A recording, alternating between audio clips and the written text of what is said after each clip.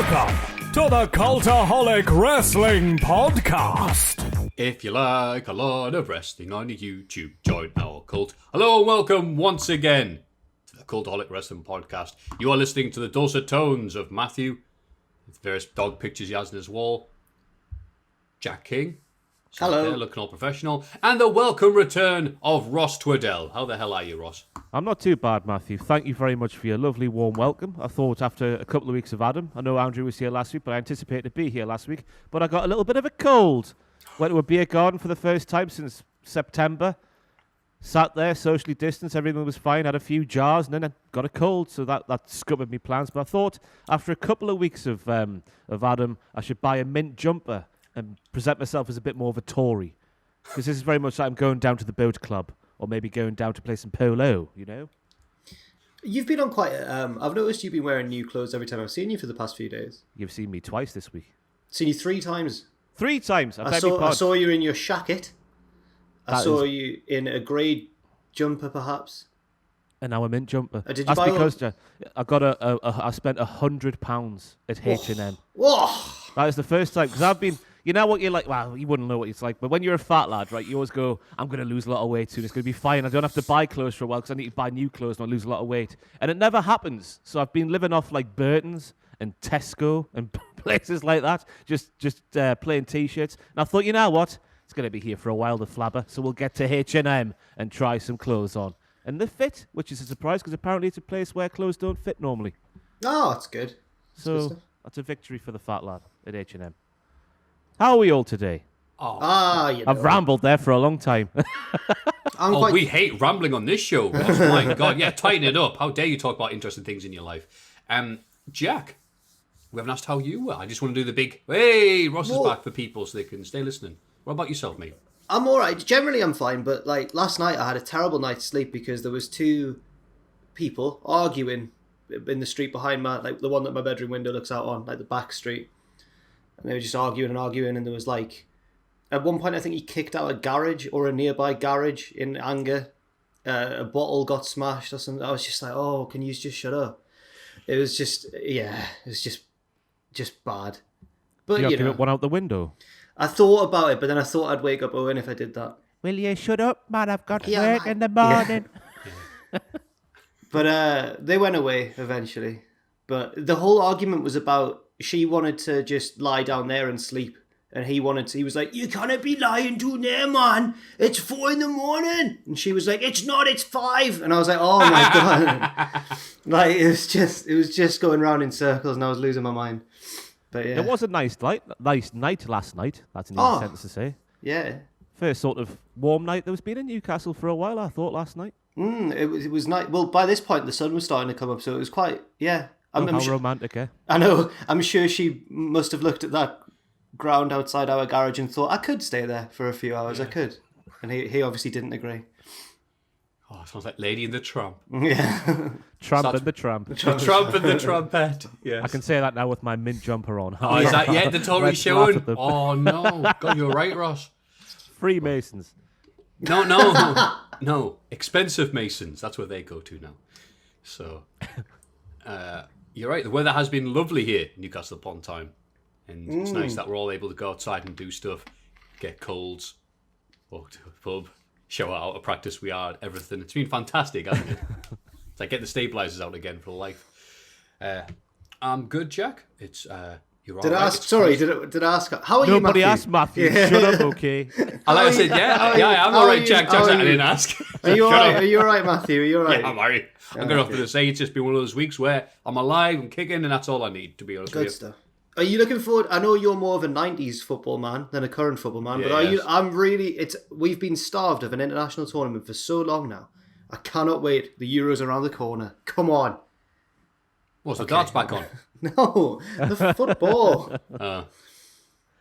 Is no one else that excited about it? Oh, I'm excited. We're winning it this year. I don't know if you've heard. I don't know if you've heard, Maffew, but England have got quite a good football team these years. Maybe shackled by a football manager who was too defensive and too conservative. Not the Tory way, just a bit careful. The cheaty way, yes. No, just a bit careful. So he is Gareth. So hopefully Gareth just like wears a bigger fitting waistcoat and just let it all hang out a bit more and then attack. Yeah. Pro wrestling though, it's all right, isn't it? Oh yeah, the wrestling's fine. But just back to the foot for 1 second. I saw a tweet saying like, if England don't win this tournament, then Gareth Southgate has failed. And I was like, whoa, we've not won a tournament since 1966. Look at that squad he's got though. Yeah, but look at the squad France has got. Or Don't Belgium, care. or Germany. Oh, okay, fair enough. Ben Godfrey, that's all you need. Yeah. You know what? I'm like, I wasn't really bothered. But then I remembered, wait, the 2018 World Cup and the euphoria that grabbed the nation. Hey lads, what? It's coming home like, Then a few weeks in, oh my God, it could actually come home. Oh my God. Oh, that was a good time. Imagine if we... I don't want to say it, but imagine. That's what that was that feeling encapsulated for several weeks. Lads, it's legitimately coming home. It's coming. Yeah. And it didn't, but it was like, yeah, but we look so good. We did all right. We'll get knocked out in the group stages this time. Because 2018, there was no expectation whatsoever after 2016. Yeah. And now there is expectation. Whee! We've got... Another draw with the Yanks. We've got Croatia, Czech Republic, and Scotland. Oh, that's a big one. That is a big one. It's not a big one, is it? That's They're a big terrible. one. Terrible footballers. Jen will be all over Twitter. No, stop, if they Ross, win. not again. Yeah, they're just terrible. They're not on the same. It's like Manchester City maybe playing Exeter. This is so bad. This is tempting all kinds of fate. Spat all the humor. Moving swiftly on to the news. Wrestling. Woohoo! Big news this week on April 12th, 2021. It was announced that Adnan Virk would become the new play-by-play commentator for Monday Night Raw. 6 weeks later, May 25th, 3 days ago, he and the company mutually parted ways because Adnan claimed the schedule was too much for him and his family. I don't think 6 weeks is an appropriate length to get situated in something that he hasn't done before, to be honest with you. No, he wasn't good, but who the hell is after 6 weeks of doing something new? Yeah, it's... there's been rumours that apparently it might not have been as mutual as everyone's assuming, but if that's the case, if it was really that, then I think fair enough. He wanted to see his family more, and he'd been really thrown in at the deep end, hadn't he? So, yeah. I feel a bit bad for him, like, because that first week he had, I thought, you know what, you're quite reassuring you. You've got a different vibe to you, Adnan. You're nice and calm. You're very measured. You're very just trustworthy. You're a trustworthy man, Adnan. But then it would appear that the more it's gone on, the more he's been produced, and the more he's just got worse and worse and worse. And what can you do? I guess he's used to a much less produced environment than wrestling, probably. I just assume that after all you hear in the dirty sheets and whatnot. So I don't know, but they've found a new man, haven't they? A new bald man. Have they? Yes, and that man's name is, of course, Tom Phillips. It was announced that he would be replacing Adnan Virk in his role in April. 2 days later, they announced they released Phillips from his contract. I think it's nearly 9-year tenure with the company. I'm so surprised because Tom Phillips, I know that he kept getting bounced from show to show and he was actually not doing that much recently. But he just seemed like the next Michael Cole, didn't he? He seemed like everything they'd want in a lead play-by-play man. So I don't understand that at all. Maybe I saw an interesting thread on Reddit theorising that maybe he just doesn't like doing commentary, and that's why they keep bringing him back, and he keeps then leaving, and then they keep bringing him back, and then he keeps leaving shows. But now he's gone for good. So yeah, you're right. The next Michael Cole, inoffensive but bland, descriptive. The hummus of commentators. Tom Phillips wasn't. I thought Tom was not the same. I know WWE's got their style and whatnot with commentators, but I thought Tom was a lot more palatable and a lot more listenable than Michael Cole is. Well, this is Michael Cole before the partnership with Pat McAfee, because I'm liking Michael Cole these days. But I like him. But I thought Tom was excellent. In terms of what WWE want from their commentators, their play-by-play these days, I thought he was excellent at that stuff. Yeah. So especially, sorry, just briefly, but especially him and Corey, you could tell they were really friends. You could tell there was a real camaraderie there. I hope he does stick about though in wrestling, because you think about the overproduction of WWE commentators. He was as good as that then when he's not produced. We also Michael Cole in that UK tournament, how good he was. How good can Tom Phillips be when he's not got someone shouting in his ear 3 hours a night? Yeah. And you're right, though. Tom and Corey would have good chemistry on 205 Live, where it's like, 205 people are watching this show. Let's just chill out and hang out and bring up some photos that were taken on an airplane at one time. It's interesting, though, because Aiden English said on the Straight to Hell he did on the channel that Tom Phillips was like the second in command to Michael Cole. Like Michael Cole had appointed Tom Phillips to oversee the rest of the commentary team. So getting Aiden English onto 205 Live, I think was Tom Phillips' call, if that was me remembering right. So to see him go from, just the second from the top to just gone completely is very weird. He was at the Darth Vader. Yeah. To Michael Cole's Emperor Palpatine. Oh dear. You know what? That makes as much sense as the recent films. So well done, Jack. Lads, can I try and make a reference? Does that make Adnan the Jar Jar Binks? He's done it. Yeah. Take a bow. Good. Everyone drink from their Good cups. Slurpy slurp reference, man. That's the one film I've seen in the Star Wars. It came out around my 8th birthday, so I got a lightsaber for my birthday. Double-ended one. Saucy. Speaking of that, obviously we'll get into the commentators in a second, but I had forgotten until someone brought up on, I think, one of the Twitch streams we do, on Cultaholic, twitch.tv/Cultaholic, and the Jar Jar Binks sticky tongue toy, where you'd flick it and it'd stick to the wall and stuff like that. Yeah, something that I never thought about was because it was candy. So if you were like me, you'd stick it to the floor, the ceiling, everything else, and then you'd want to eat it afterwards because you were stupid. You basically had to get it from Jar Jar's mouth. It was edible. Yeah, essentially you had to neck on with Jar Jar to get the candy. And I've never thought about that now until someone brought it up. I had one that wasn't edible, I'm pretty sure. Are you sure they were edible? If you can eat it, it's edible. Okay. Imagine being the manufacturer of that thing, just going like, how can we get the kids to George Lucas reads the feedback. Right, they're necking on with Jar Jar. See how much they like that. So, with Verk out, Phillips out, Jimmy Smith, former UFC and Bellator MMA announcer, will be joined by color commentators Corey Graves and Brian Saxon on the WWE's Red brand. We don't know for how long, because at this current pace, both Chris Kamara and Ross Twiddell will be signing up. So, watch your space.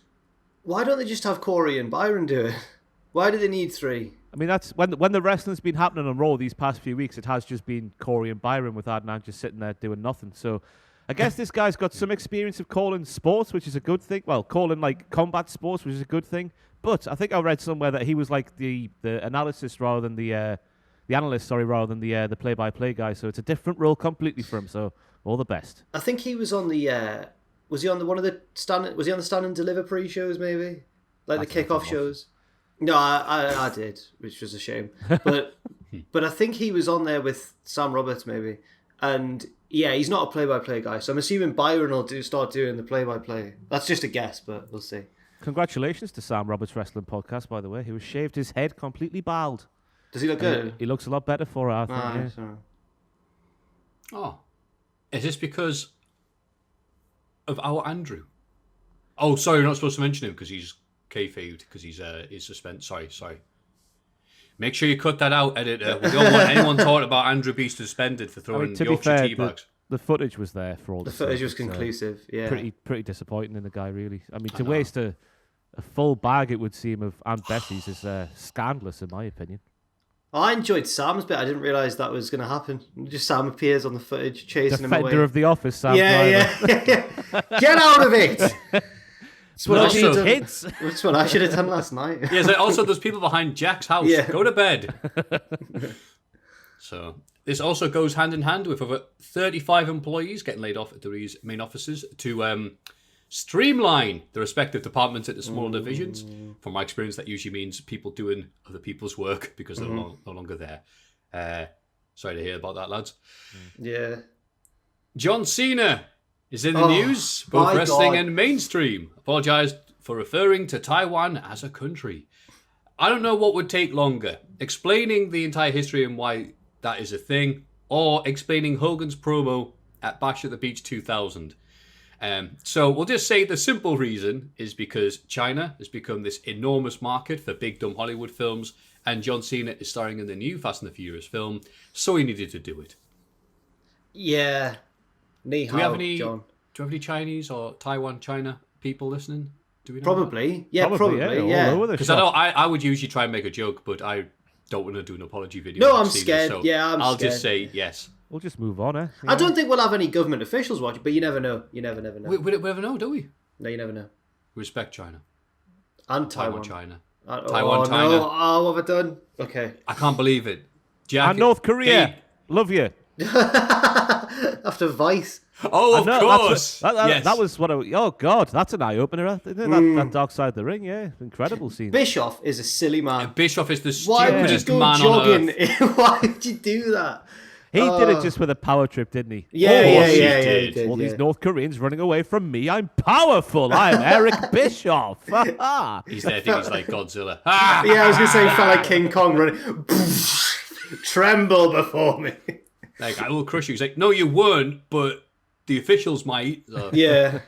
yeah, it was a crazy, crazy thing that happened, but only Inoki could do it. Only Inoki could go, let's go to North Korea. What we really recommend you don't.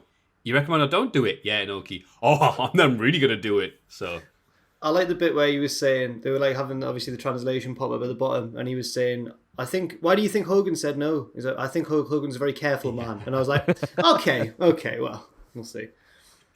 I really enjoyed Scott Norton in that, me. I don't know what it was about his general demeanour and what he was saying. Like, oh, I'll beat them up if I could, like. Scott Norton, I didn't realise he was obviously very good friends with Hawk, probably. Because he was so fuming at the notion that Flash Funk could have or Too Cold Scorpio could have beaten up Hawk. He was like, no, he was on medication. The real Hawk would have battered him. he was on medication. All right, when did that medication start? Between 1983 until 2003. All right, okay, cool. Ooh. Oh, come on. The Road Warriors legacy is quite renowned, isn't it, for their drugs? Yeah. Just saying. Ooh. And also the story about him. Road Warrior Hawk would wake up every day and sniff on monkey hormones from a jar. Has gone around once or twice. What? So yeah, you know what? If he was on monkey hormones, he may have been able to struggle Where'd to you get take them, on. like? I don't know. It's when can I get monkey for home. hormones? No, 99 with a flake in it. But yeah, I did like that Vice one. And speaking of crazy wrestling stories, wow! I hope you like the Ultimate Warrior because you wait along for a documentary, and 2 of them show up at once. WWE's decided again that's, you know what? Oh, Vice having something to say about this. Let's do our own one. Let's do our own little spin on it. And I haven't seen the Vice one yet, but the Ultimate Warrior one was fascinating just to see, like, yes, he did have some interesting views. Yes, he did have a blog where he talked about being conservative. Here's some snippets of it, yes.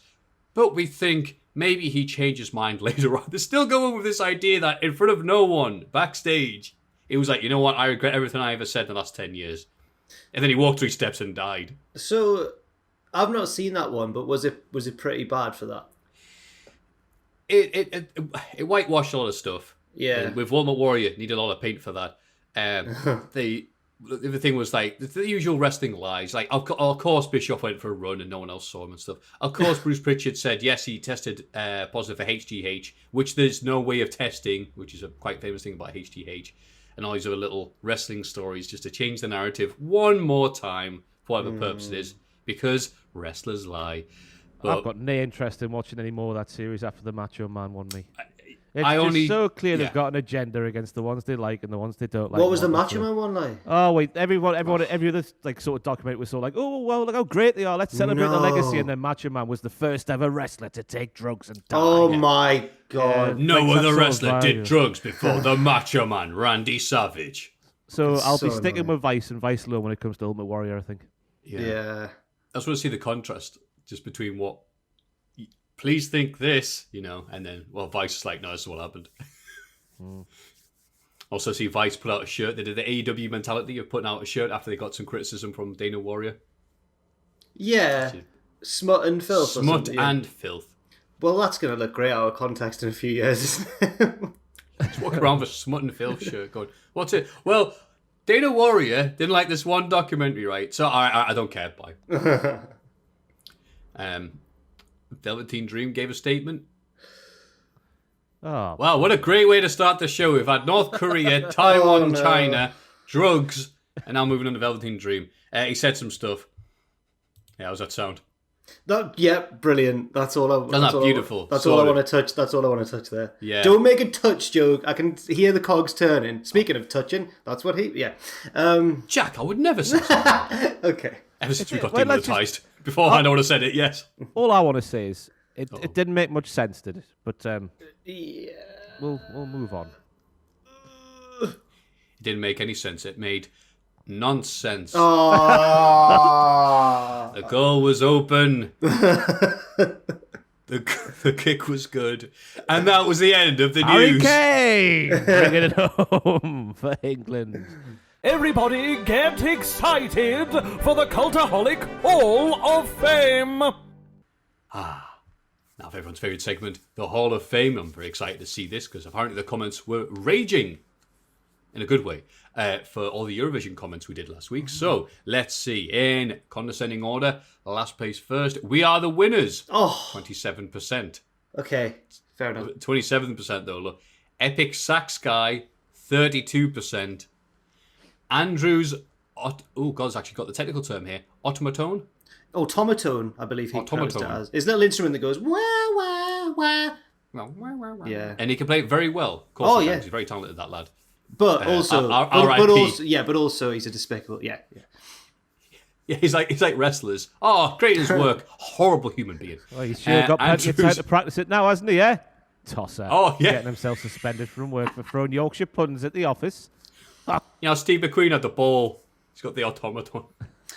41%. Well done, Andrew. The first and last thing he's probably ever going to win here after those awful things he did. So well done, Andrew. We're in your prison cell. We hope you can hear this. Sound of one man clapping. I got a DM on Instagram from, I'm probably going to mispronounce his name, but a man named Vidotas, who is from Lithuania, and he mentioned, as I referenced the song, so he went, "Hello, Jack. Just listened to this week's Cultaholic podcast and saw one thing I would never have expected. You talking about the Lithuanian song from Eurovision 06. Since I am myself from Lithuania and have been following your channel from the start. That year, the band finished 6th, which to this day is the best achievement in our country's history of Eurovision. This year, we have a band called The Roop, and everyone's going crazy and thinking we can maybe even win the contest." Yeah, he sent this before Eurovision actually happened. So. Okay, let's see where Can I just say, Ukraine got robbed. I thought Ukraine was fantastic. I like my heavier music, lads. Not as much as Maffew probably, but still I like it on a heavier side. And that Italian song did not cut the mustard for me whatsoever. Not at all.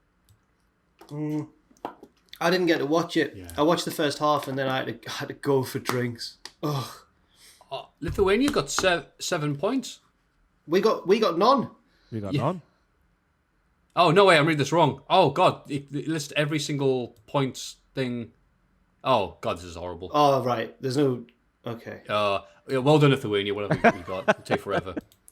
Yeah, I was... When it came to Eurovision, it seems to talk about it again, Little Big pulling out. Little Big. Little Big. We Russias. Oh. Wow, sorry, you didn't tell me my own friend group where we all listen to Little Big all the time, and now I'm like, yeah, they're a band. I thought it was a game where you ran around like a little puppet. Little Big Planet. Little Big Planet. Oh yeah, I forgot about that.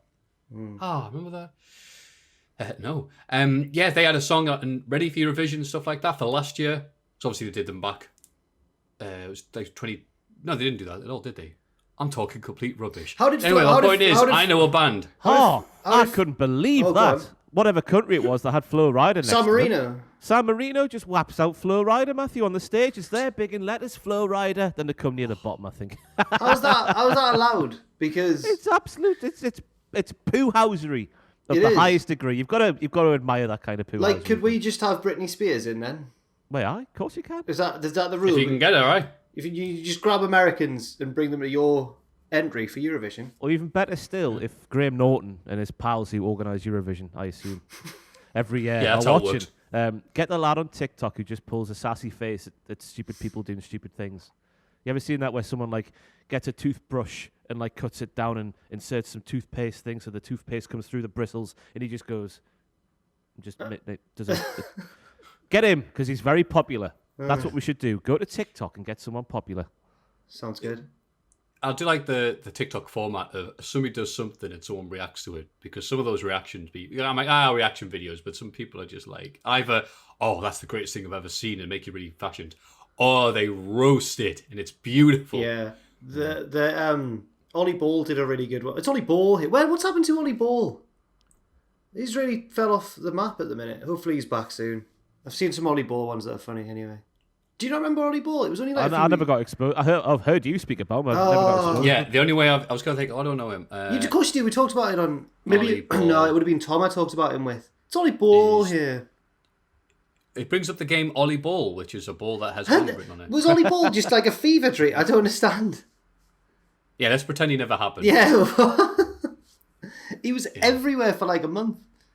Oh, the world is a weird place now. Yeah, literally. Andy Warhol was right. Everyone's getting their 50 minutes of fame. Yeah. Oh, here we go. Yeah, the Sidemen react to Ollie Ball. Oh, there you go. KSI, like, yeah, I love Ollie Ball. Me. The Hall of Fame. Ross, I know, I'm sorry in advance to compare you to Andrew. I know that you would never commit a crime, and if you did, you'd own up to it straight away. So, that aside, can you please go first with your Hall of Fame pick? Yeah. I was just trying to think that I have committed a crime ever. I don't think I have. Apart from making YouTube videos. I'm going to go for the shacket. The concept of a shacket. Because, let me tell you, revolutionary. Maffew, to some days you feel like dressing up, but you can't be bothered. Shacket is your answer. Because a shacket is your halfway point between just a standard, just a jacket and a shirt. It's a shacket. But it feels more like a jacket. It's a shacket. And I got a shacket from H&M. And not only did I turn heads down the pub, I turned heads on the YouTube comments this week. Because I saw one comment that had a few likes going, that's a nice shacket. So that'll do me. So I'm going to go for the shacket. Which Ant McPartland ruined for me a few years ago because he made the error of wearing a shacket with the buttons done up. So it doesn't look quite right because it looks like a shirt, but with no form. Keep the buttons open, Ant-Man, for goodness sake. Keep the buttons open. So the Hall of Fame's over this week, then. Ross has nominated an item of his clothing. It's going in the Hall of Fame. Oh, you're right. He's pulled out... It's like when a Digimon goes to its super evolution. He's pulled out the clothes, yeah. Look at you. Look at you multitasking. Talk about stuff about Ross and then Digimoning with me. You're beautiful, Jack. I like the At the end of Digimon Matrix theme where he's like just comboing the Smiths, not even looking at them. I've never seen an episode of Digimon, but I do like the theme tune. Digimon, digital monsters, digital fighting champions. Digimon are the champions. Change into To a digital champion. Yeah. I remember the film more than the series. I watched the film, which was a weird film. Used to be on CITV, wasn't it? Yeah. For us, so But I never really got into it. I was CBBC me. Oh, that was it. Like because Sky ITV One got Pokemon, ITV signed Digimon to exclusive contract, and then BBC got Monster Rancher. It was like everyone was like, right, we need an Monster anime. Rancher. Okay. An anime that sells stuff to kids now.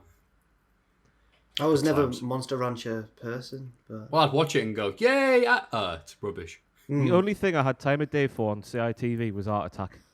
Was that on CITV? Did you not watch Yes, it it SMTV Live? No, not I wouldn't really no. count that. Really? I thought everyone watched SMTV of our age. Never mind. Live, No, I would, live but- and kicking, Go on, sorry. Dick and Dom in the bungalow. Right. I was more SMTV kid. Kat Deely as well. She was in there. All the Hasn't aged a day. I saw her the other week down the shops. Down the shops. I saw her on the She went internet. nice jacket. But I'd go back and forth, to be honest with you, because between CBBC and CITV. Is that the Monday Night Wars? I said it literally was the weekday wars at 3:15. Austin 3:15 says I'm watching Andy Peters. Like CBBC would have stuff like the Really Wild Show, and then Blue Peter would come on, and I'd turn over the channel immediately because I didn't really get that show. But then ITV would have Art Attack, Nightmare, But CBBC, stuff like that. The CBBC Wild had... Thornberries. Oh, yes. CBBC Rosie had... and Jim was on BBC. BBC, yeah. But then Tilly, Tom and Tiny was ITV, I think. Tots TV. Tots TV were BBC. But then, my mum threw the cat among the pigeons because we got on digital. Remember that back in the day? Yeah. On digital, and Cartoon Network was on there. And Nickelodeon might have been on there as well for a brief stint. So I got Angela, what's her face? I've forgotten. Anaconda. Anaconda. Anaconda. Who was did the on there. pre-show, the kickoff show, the Digimon movie. Yeah, she did. I remember that sketch. They go and see it. Yeah, she was the Tom Phillips of her age. My name is Angela. Hey, hello. Yeah. Welcome to my very own very show. own show. I'll introduce my friends to you. Oh no, no. It's Ninny Poo. China. Taiwan, China, yeah. Oh no, it's China. That sounds like That's how Cena did his apology video. Do you not see it? That sounds like that sounds like a lazy NXT superstar's name. Welcome to the ring, Taiwan, China. That's right. No, unlike every other WWE name, we will not be shortening this one. Yeah. Yeah. So yes, the shacket. This concept I like of the that shacket, you can. I like the idea of the shacket as well. I had to Google what the hell that meant, but I like it. But I've done it because it just feels nicer. Sometimes you feel vulnerable just wearing a shirt because we're at risk of the environment here in Newcastle with the ever-changing weather. But when I wear it, I don't so much look as a professional or outgoing or deck. I look more like Raven circa 98. So whatever works. What about yourself, Jack? Do you like the shacks? I've never had a shacket before, but I'm not against the idea. I'm not against the idea of one though. Yeah. Why are you against the idea? I'm not against the idea. I'm not against the idea. Did you threaten to overrule him? Yeah. Awesome. So, who came second? Oh, you came second, yeah. So, you know what? Just because of how long he was at that company for, even though for the first bit of it, I don't think he did anything too remarkable other than get mocked by Kevin Owens and Jericho.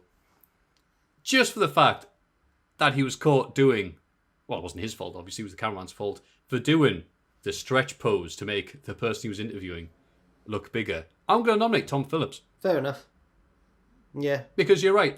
When I compared him to Hummus earlier, I necessarily mean that in a negative way, I'm all right with my commentators being less overbearing, less talky, less look at me, because with three people, you don't need that. So I think Tom Phillips did his role well. And I also like the fact that, wait, he wasn't here that long, was he? And then you look, and who's he doing that to? Ryback. Like, oh, okay, yes, he has been here a while, hasn't he? But it didn't feel like very long. He's there at least 5 years, William. I'm going to sneeze now. Elephant. Oh, elephant, I'm sorry, Ross. Elephant. Oh, it's all kicking off. That's Tom. Oh, it's the fire alarm man. Or it's Andrew causing... Can I have a job? Oh. Yeah, it's just the fire alarm man, isn't it? It's going to be. The fire alarm man. Yourselves. There it is. Oh, yes.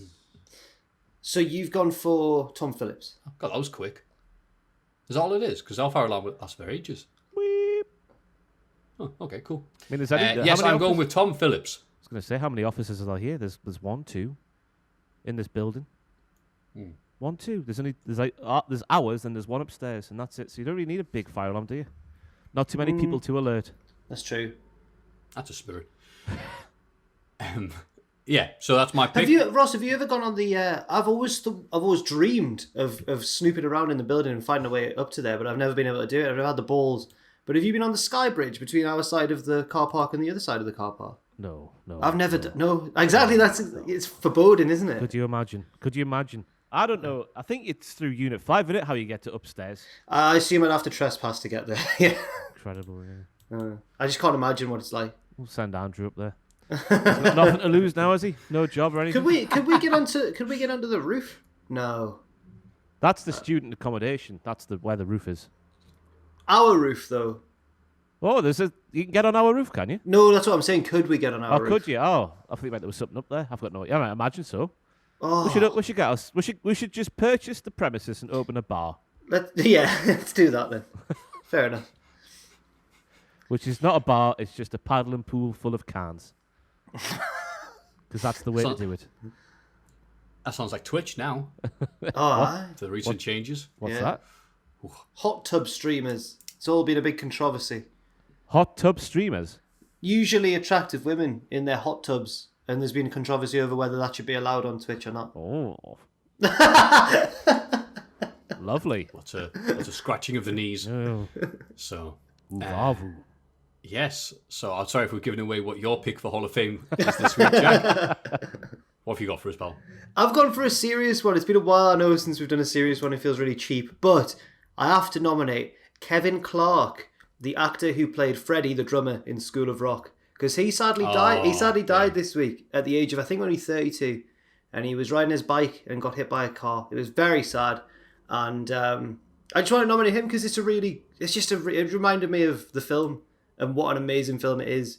And from everything I'd ever seen him interviewed in and stuff, he carried on his musician career, not an acting career. So, but every time I saw him on a snippet of anything, he seemed like a really nice man. So that's very sad. But the film's really good, and I'm glad that he'll be tied to that, because, you know, if that's going to be your only film credit, it's a pretty decent one, School of Rock. So I'll go for him. Kevin Clark, R.I.P. Very nice. Yeah. I don't have much to say because a lot of people love the film, and I thought it was like, yay, Jack Black, Tenacious D, yay. And I watched it thinking, it's all right. No, it's very good. I think it was more just the fact that there was a rock film out. It was like, yeah, Sushi and the Banshees gets name dropped, all right, whatever, and that was it. Well, I think that film actually might have got me into rock music generally. I don't think... Oh, that film, really? I feel like I probably didn't have a music taste really until... I was probably about, 11 or 12 maybe? Yeah. When I first saw it, and I think that film would have got me into... In the post-credits bit, where they play in AC/DC, It's a Long Way to the Top, if you want to rock and roll, Freddie Joe, the drummer, is wearing a Green Day shirt. And I remember not knowing Green Day at that point, or not knowing who they were, and then Googling them or whatever, Googling, I don't know, finding out who they were, and then they became like my first band that I was into. So School of Rock, yeah, very influential. I like that. That would have backhanded insult. So they're playing AC/DC, so I Googled what the drummer was wearing and listened to that instead. Yeah.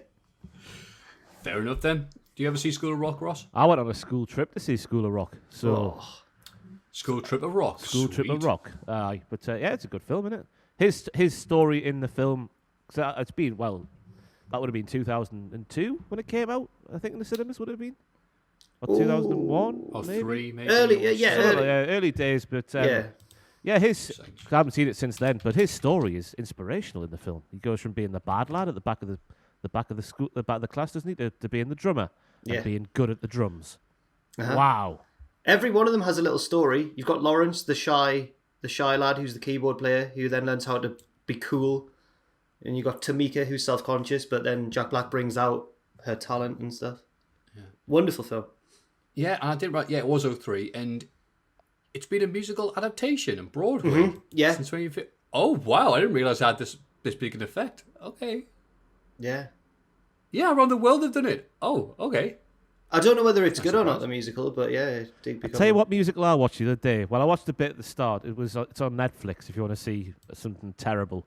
Shrek the musical. Oh, is it bad? Oh, my God. Oh. I don't know what I was expecting heading in, but it's nothing like that. I thought I'd slipped some acid or something in my tea. It was absolutely terrible. I'll have to leave it for everybody watching to come up with their own conclusions. But it's on the UK Netflix if you want to see it, and it's hey dear. Oh. Some things just aren't meant to be musicals, I reckon. And do they sing All Star? I didn't get that far. I didn't see that. I only saw That's at the start. Oh. Yeah, that wasn't there. Not yet, because wow. he pops out the thing, didn't he, in the film? Yeah, that wasn't All Star. Wasn't there? Shrek and Donkey. It was just the bit where Shrek and Donkey meet, and he's running away from the lads in the armor. What they call Knights. The Knights, that's the one. Yeah, I had to turn it off after that, though. It was too much. Too much. I might watch it. I've been watching... They don't do Smash Mouth, but they do end with I'm a Believer. Nice. No, yeah, cool. Might bring it home in the end, then. I've been watching Ozark on Netflix. That's pretty good. It's slow burn, but it's worth it. It is worth it. Have you heard... Are you looking confused? Have you heard of it? Never heard of it. I thought you played for Liverpool. Ozark. Yeah. No, it's like a kind of a Breaking Bad inspired, like Family Guy, but he's laundering money, and it's good. It's good. It's Jason Bateman from Arrested Development and other things. I've been watching this hip-hop and happening news show called The Crown. I don't know if you've heard of it. Just finished season 1 the other day. Fantastic stuff. I've been watching the remake of that where they find out that Martin Bashir actually did lie about getting Princess Diana's... Oh, yes.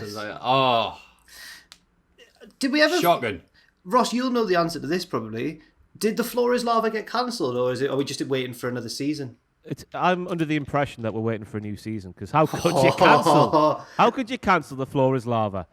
I saw what's his face. I'm forgetting his name again. Rutledge Wood. Rutledge Wood. He presents the barbecue, well, the equivalent of the Bake Off. They have a barbecue sort of throwdown kind of thing on Netflix, and it's absolutely sensational.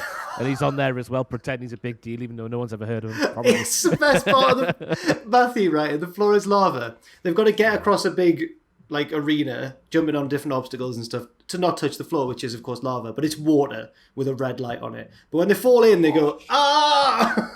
They sink to their death and never heard from again. Yeah. And then like the sister's there going no, and then just carries on. It's so good. But I'd get reaction shots. yeah, they've got it. Obviously, the producers are like, when you fall in, pretend that it hurts. But then at the start... That reminds me of the start of the podcast where Adam was telling us, right, we've got this Hall of Fame. Pretend it's the greatest thing you've ever won if you ever win it. Remember that conversation? No? No, I think we've got that week 2. Wow. I mean, it is, but we all go, yeah! Oh, can we have like insert like reaction shots? Like months later, we'll all change our hair or something. It's like, But Rutledge comes over and does like a voiceover and goes, I'm Rutledge Wood. And but you don't see him until a team wins, because the prize of winning is like whatever cash you get or whatever. But also part of the prize is you get to meet. He's like, and the winner gets to meet me, Rutledge Wood. Rutledge Wood is part of the prize. I've never heard of Rutledge Wood though. But then they'll walk into the final room and he's there with their trophy and they go like, it's Rutledge Wood. It's really weird. But he's on there. He's toned on the down barbecue, a bit. To be fair. On the barbecue Oh. throwdown, he's toned down a bit. But what a show that is as well. I need to watch that. Rutledge Wood, there he is. Look at him. he does the American Top Gear. Oh, is that what? Oh, he's also a host on NASCAR tracks. Right, he's a racing man. Okay. Oh. I had no idea. There was How good would it be? We've got the guy from Top Gear. The American Top Gear. He's I thought our Top Gear got shown over there on BBC America. I thought my Top American Gear would friends be will tell me that they redundant. don't like that version that shows on BBC America because they have to change all the music they use. Yes! In April 2021, The Floor is Lava was renewed for a second season. And, yes, he's the host of the American Barbecue Showdown. That's the one. Get me downs mixed up. Pottery Throwdown, Barbecue Showdown. Yes. There is Very a easy to get mixed up. There is a focus not just on the cooking aspect, but maintaining the barbecue's temperature and smoking abilities. Hey, working one of those smokers, it's a science. You got to get the right amount of smoke in there. You got to get the right amount of wood in there. Okay. Some sort of process goes on where you could sort of poison the meat or something like that. Oh my god! Each cooking task has to be completed with a set time frame, often lower than the normal amount of time used to cook the specific meal. So it's speed running barbecue. There's a lad who's he's in there and he's sort of dedicated his appearance to his pal who passed away, who also loved a bit of barbecuing, and he throws one of the greatest hissy fits in all of television when he realizes he hasn't got time to finish. And he's this big burly sort of southern lad, and he's like, "Oh, it's not even fair, this." Throws that stuff down. Fantastic stuff. Rutledge is nowhere to be seen, of course. He should have appeared there. Rutledge. It's a shame because Rutledge and the other presenter, I forget who she is, they just sit there with the judges, and they just sit there just so condescending, like, just on this table far away from the pit where all people are sweating, putting their blood, sweat and tears into this meat. And they're just sat back there going, that doesn't look like it's coming out very well at all. It's just what we do. If the barbecue's wrestling, we're the judges. Yeah. Rutledge would. We're the three old gets when those American knife shows where they're cutting people with jelly and they go, could have been sharper, I guess. Yeah. So, about an hour ago, we started doing the Hall of Fame segment. Just as a recap, in case you've forgotten, the nominees this week are Jax Shackett. No, how dare you? Ross's Shackett. What did I say? Jax Shackett. Oh, yeah, because Jack Shackett sounds so good. sounded more pleasing, yeah. Sounds like a 1920s criminal. Yeah. Shackett. Jack Shackett. Shaq's Jacket. He robbed a train. They called him Shaq the Jacket. Killed 3 people. Famous East End gangster. So, Ross the Shackett, unrelated, of course, he worked a completely different area of the West End. My nominee is Tom Phillips. Sounds a bit boring by comparison now, but there you go, Tom. And Jax was... Freddie from School of Rock, or Kevin Clark, the actor who played him. Yeah. Yeah. If you really want to get your votes in... Ross, when you put that in the Patreon, could you please put Kevin Clark, but then brackets Freddie from School of Rock so people know? Yes, I can. Thank you. Yes. On that bombshell, those 3 picks are yours and yours alone. If you go to patreon.com/Cultaholic and place your bets, Or just click it and go, I haven't listened to the podcast, I can't be bothered, and click whatever you like. Yeah. That's fine as well. And you won't have heard this, so who cares? Happy voting. I need to apologise to everyone on the Patreon, by the way, because the Patreon poll didn't go up until yesterday, after we sat here and laughed at people for forgetting what the options were 2 days later. I just assumed that somebody from last week's podcast would have sorted it, but no. Oh, no. Yeah, so we had Is that real? a short window to... Because there was a comment from somebody, I forget who the name was, they're like, oh, they laugh at us for forgetting stuff. Well- they forgot to put the poll up. Oh, we have to take our beatings now. I've never had access to the Patreon. Maffew, I don't believe, has access to the Patreon. The only person on last week's podcast, other than us, was Andrew. So I feel like we can blame Andrew for yeah. Yes. This is great, this, isn't it? If anything goes wrong, we just blame Yeah, Andrew now. Any sort of responsible podcaster would have asked for permission to the Patreon page. I should have, lads, because Adam No, was off that's as well. Andrew. It's all at Andrew's, Okay, right, all at fair. Andrew's table. That, It's Andrew's fault. This is This Week in the Wrestling. It's this bloody week in the wrestling. This week in wrestling. Oh, Bloody bloody hell, week is in that the segment? wrestling. Let me get me notes up. Bloody hell. Bloody week in the wrestling.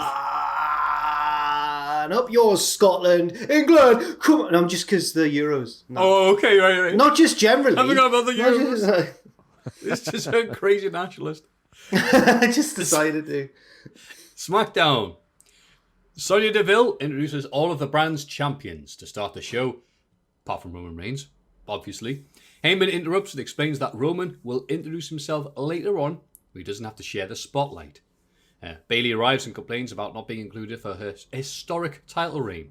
She tells Sonya to strip Bianca Belair of the belt after she cheated to beat her at Backlash. Belair arrives and is attacked by Nia and Shayna. It leads to a 6-woman tag match with Bayley, Nia and Shayna, defeating Belair, Natalya and Tamina. Nia and Shayna won a match. I'm not saying Bayley's good or anything, but... This was such a weird start to a wrestling show. I felt like I was Yeah. watching Crufts. What was going on? Champions possession thing, and then... I did like Apollo Crews' promo, though, where he's sort of like telling the belt he loved it, like Natasha Bedingfield at her pomp. Is that what he said? I love you, I love you, I love you, I love you. That's how What a Natasha tune. Bedingfield I said. love you like Natasha Bedingfield. But we also need to mention that Paul Heyman's new theme in the wrestling is the Shields theme. Is the Shield. Yes. Heyman. Him walking out Heyman. like he does, fantastic. Hey. Was that a mistake, do you think? Or I don't know. Is that I like... reckon the tribal chief has bestowed upon Paul Yeah. the theme of the Shield, because he is the shield of the tribal chief. Was it Paul Heyman who first called up the members of the Shield? Ambrose and Rollins, he fancied them? Or was it just... Was it Heyman who did that? I don't think it I thought was. CM Punk and... Yeah, CM Punk's idea, wasn't it? He wanted Oh, He Chris Hero, wanted Chris yes. Hero instead of... Yes. Roman Reigns, the Imagine. tribal chief. Imagine how different Imagine things would have been. being so much of a hipster, right? You want Chris Hero instead of the tribal chief. Oh, well, CM Punk was a massive hit. That was his whole thing. Yeah, I'm surprised he went for someone... pathetic. Surprised he went for someone as mainstream as Moxley. He wanted Mark Jindrak, not Randy Orton. Yeah. Yeah, we get another Alistair Black, whatever his name is, vignette, can't read today, all about how pain is honest and good, but we can't understand that because we're loathsome and blind. He said it's time to separate the weak from the strong. I thought this was a long-winded and pointless way of saying tattoos really hurt. I don't know if tattoos hurt or not. Yeah, me neither. Of I Matthew? assume they can't hurt that much because my girlfriend's got like 7 or 8. Yeah. She's soft as out. Matthew, have you got any? No, you think I'd have loads? None yet. None yet. Oh, I asked you this the other week because we asked Andrew and he said he had like loads. Well, not loads, but he had a few. Yeah, and he showed us a few of them, and it was... Yeah. Did he show you? Oh, they're all going to be prison ones now. Did he show you his Nickelback one? No. What? No, he Andrew's didn't. got a Nickelback tattoo. What on do his you mean? Taint. On his taint, he told me. Before he was suspended. Nickelback tattoo on the taint. Because they're his favourite band. I see. That That's sounds gonna- like... You know what? I haven't seen this. I believe you, Ross. That's going to hurt him, that. No, it was on the. He told me a few weeks ago, so I did like an Andrew fact. I called him Andrew Dingle on the Double or Nothing Yes. predictions yesterday, and it's presented as fact on there, which means it's true. Because of course, just like Matt facts from back in the day, Dingle facts are the same thing. I'll tell you what, I felt so... It's been a while since I've led one of those predictions videos, and I feel like I let the side down badly. Because Tom, Andrew, and Ross often really pull it out the bag for those videos and like dress up or have a gimmick going on. And I just presented to camera and I just felt such a fraud. There wasn't even a pet involved. I just feel like I've really let the side down. So sorry, team, for that. No, but you were the straight man there. You were the Tom Phillips. Yes. Yes, Corey I was. and whoever's in next week. Yes. Yeah. I was going to say, in hindsight, the pet stuff was a mistake. No. People liked it the first time, but we hammered that son bitch home, didn't we? Oh, it was a long road to WrestleMania. Yeah, it was. Yeah. Nakamura versus Corbin was good. Have we got to that yet? No, but Ross wants us to. Okay. Baron Corbin cuts a promo on Nakamura for stealing his crown.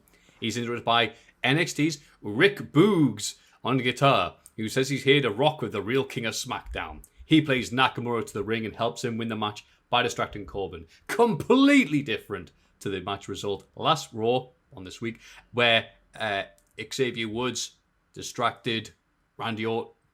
Yeah. Was that Lashley? Forget actually. Yeah, it was Lashley. Both. Yeah, I was at both times. Yeah, Yes. yeah. So Lashley, completely different. Completely different. Well, this was a guitar. Exactly. Yeah. Maffew, give us your best. I'm going to call him Eric Bugenhagen because it's just a better name. Say Shinsuke Nakamura in the style of Eric Bugenhagen. Did you see it? How I hard did you saw the say guitar bit. I can't remember. Does he just sing? I tried Sorry, a I few ruined the times. He bit. just goes Shinsuke Nakamura. Oh, right. Oh, Yeah. I was preemptively. That's like a jump scare from a few If you weeks go ago. back on the if you go back on the video, I was worried that something like that was going to happen, so I did move my headphones over here. There's no other way to do. You can't do that sort of at the end subtly, can you? But it's No. it's terrible. But King Corbin turned babyface in that promo for me How so? How so? because he said that real kings have dogs, not fat cats like Shinsuke Nakamura. He said I have a lean hunting dog or something like that. Yeah. He's got a nice dog. Xander, it's called. Nice big Great Dane. Somebody commented. Oh by my the way, god. they think it's R.I.P. weird- to Larry Steve, by the way. Oh yeah. I know he's yeah. a pig, not a dog, but it's on the theme of pets. R.I.P. Larry Steve. That's a heartbreaking story. That how she couldn't find a vet at its time. That in is need. very sad. Terrible. Yeah. But yeah, he's got a big Great Dane. I was just going to say, someone said it was weird how much I know about wrestlers' dogs. And I was thinking about this. Why do I know so much about wrestlers' dogs? And I worked it out. I got sick of putting stock and getting behind wrestlers because inevitably they'll do something bad to let you down. Whereas dogs, they'll never do that. Yeah, yeah. Beautifully put, Ross. Thank you. Have you seen Volta's dog? Lovely boxer. Lovely boxer. I legitimately, I know everything about wrestlers' dogs. Yeah. Okay. If a wrestler has a dog, I will follow that wrestler Instagram just for the dog content. Fair enough. Like Chelsea Green's dog. Oh, what a lovely dog. A Bernedoodle, Maffew. Bernedoodle. A Bernese mountain dog and a doodle. Wow. Okay. Big shaggy thing. I Lovely. was gonna say yeah. Sounds like a carpet. Called Dude. Dude the Doodle. Dude the doodle. Oh. Lovely. What else happened on that match? Dogs. Sorry. I thought it was- Paul yeah. Heyman talks up Roman. Let's go on to talk about dogs. Talks up Roman in the ring. Roman wants Jimmy Uso to come out, but Cesaro arrives instead. He says he's been looking for Rollins, but can't find him. Instead, challenges Roman to a rematch at Hell in a Cell. Rollins attacks from behind and targets Cesaro's injured arm. He stomps him twice on the stage. Cesaro is stretched away and tries to attack Rollins backstage, but the EMTs drag him away. Oh, This the was pesky a disappointing segment for me. This made my heart sink because it was confirmation, as we'd all assumed, that Cesaro is not going to stick around in the main event scene. He's back down to the upper mid card. Probably have a match with Rollins at Hell in a Cell. So I don't know. The That was crux, disappointing. this entire segment just felt like they forgot they had a bit of time to fill at this point in the show and just did the same thing again. From they've the done end before, of yeah. Backlash, yeah, a just little like bit. Rollins beating up Cesaro. Like the Rollins' issue, like aside from WrestleMania, obviously, it's just that Cesaro maybe tries to take his time on the show. Is that what is? That's what it is. It's like, why do you have to be this person? Why do you have to be this person? It started off with him getting annoyed at the swing, and then Cesaro beat him anyway, and then Rollins... I'm reading into it, right? Reading between the lines here. Maybe the subtext is that Rollins is insecure and doesn't want Cesaro to take his spot on the pecking order, but I don't know. It's probably just because they didn't have anything to do and they forgot. Yeah, it did feel that way. But credit to Sonya Deville as well at the start of that segment, who said that a match the magnitude of the Usos versus Street Profits has to be advertised and built. Yes. Why is she not in charge of creative, eh? Well, it doesn't. That's not a big match, though, is it? Although it's the Usos' first tag match together, maybe since in 10 years. 10 years. 10 years. Wow. Yeah. 4x3 last time they wrestled. I'll tell you what, right? When we used to work at What Culture, and he's not an on-camera presenter, but I'll not say his name anyway because don't want to reveal his name. That's unfair. But me and Ross used to privately mock another member of staff there for his constant assertion that the Usos were one of the greatest tag teams in WWE history. This was in like 2015. We were like, what? But now, actually, he was just massively ahead of the curve. He knew that they were going to become such a great and important tag team. And I think, fair play to him, but I'm not going to reveal his name. Did we mock people behind people's backs? Well, we mocked him a lot behind his back. Yeah, he was a weird man. To be fair. Weird man. No, he was. No, he was a weird guy. Though. He was a weird lad. No, he was. Fair, he was. 2015 Usos, you weren't cool if you like them with their stupid face paint and stuff, did you? Yeah. But that wasn't the primary reason we mocked. He was. I felt like he often talked down to me or thought he was better than me. Like we weren't bullies, is what I want to say. I want to stress here. We weren't. He was an arrogant man. This is the A&E documentary now. Why have I even brought? I've legitimately got no idea who you're on about here. I can't remember this. Oh, you will. I'll do a little impression. I'll do a little impression of him, and you'll know. This is him walking in. Reet. Oh yeah. Reet. There we go. Yeah. Again, not someone that the audience will know, but yeah. Yeah, he was a bit of a tosser. Him. I don't feel bad for mocking him. He was arrogant as well, to be fair. When he had no right to be, you know. Cool. For the good of the show, I'm going to move on. Robert Roode calls out Dominic Mysterio, saying Ray did all the hard work at Backlash, and Dom just reaped the rewards, just like he's done his entire life. Dom really should have gone, hang on, isn't your dad Rick Rude? They have a match and Dominic wins. Yes, that was... Dominic and Ray continue to be little Hulk Hogans. They never lose on SmackDown. Never. Yeah, I was shocked to see Dom win this one, because just going off WWE and their history, I would assume that Robert Roode would have won there, so the Dirty Dogs had a claim for the tag team titles once again, but now, do they? It's got to be the Usos coming in hot. Yeah, maybe, something like that, but it looks like the Dirty Dogs might be done. We need to see some... For some reason, Bobby Lashley on Raw has got the Dirty Dogs as gimmick with all those lasses. We need the Dirty Dogs to have all those lasses, because that's what the Dirty Dogs would do. Yes. They're slimy, middle-aged pests, the Dirty Dogs. That felt weird to say. in kayfabe, yeah. Bobby Lashley's happily married, of course. Dolph Ziggler, though, is actually a dirty dog, probably. He strikes you as that sort of guy, doesn't he? I don't know Dolph Ziggler. He used to go out with Amy Schumer. That's right. I remember telling the story. Yeah. Yeah. And they're very complimentary, so I won't bring them up. Yeah. Didn't she always used to talk about how good he was in the sack? That was what I was trying to move on from, Ross. She said he was too good, and that he made her feel like inadequate because he was just so like athletic and so like in good shape that she was like, well, what's the point? He is here to show the world, of course. That reminds me of Sunny as well. Sunny from back in the day when she was like, I can't remember how I saw this, but she was doing some sort of spoken word thing, and she was like, here, lads, if Ziggler does a thing when he's doing his entrance, that means he, like, I actually know him because I said to him before the show, do this thing. And then he did this thing that he wouldn't normally do, which confirmed that she'd actually, like, got to know him a bit better. And apparently she was telling everybody that they had intercourse for 9 hours or something. 9 whole hours. Well, that's just unnecessary, really, in my opinion. Where does he get the energy from? That's what I'm asking Dolph Ziggler. Because you look at the way he bumps around that ring like he's a... Like a. Do you remember those black balls in the can of Foster's that made it fizzier? Do you remember those back in the day? You had one of them going around the ring, and then he goes back to Sully's hotel room, and 9 hours later, the widget. The widget. That's what they were called, wasn't it? I thought a widget was something you embedded on a website, like a Twitter stream or something. But it was also a black ball in a can of Foster's that when you opened the can, made it fizz up a bit more or something. Okay, Macho man. Because that's what you want. Just like no, I'm talking about drink.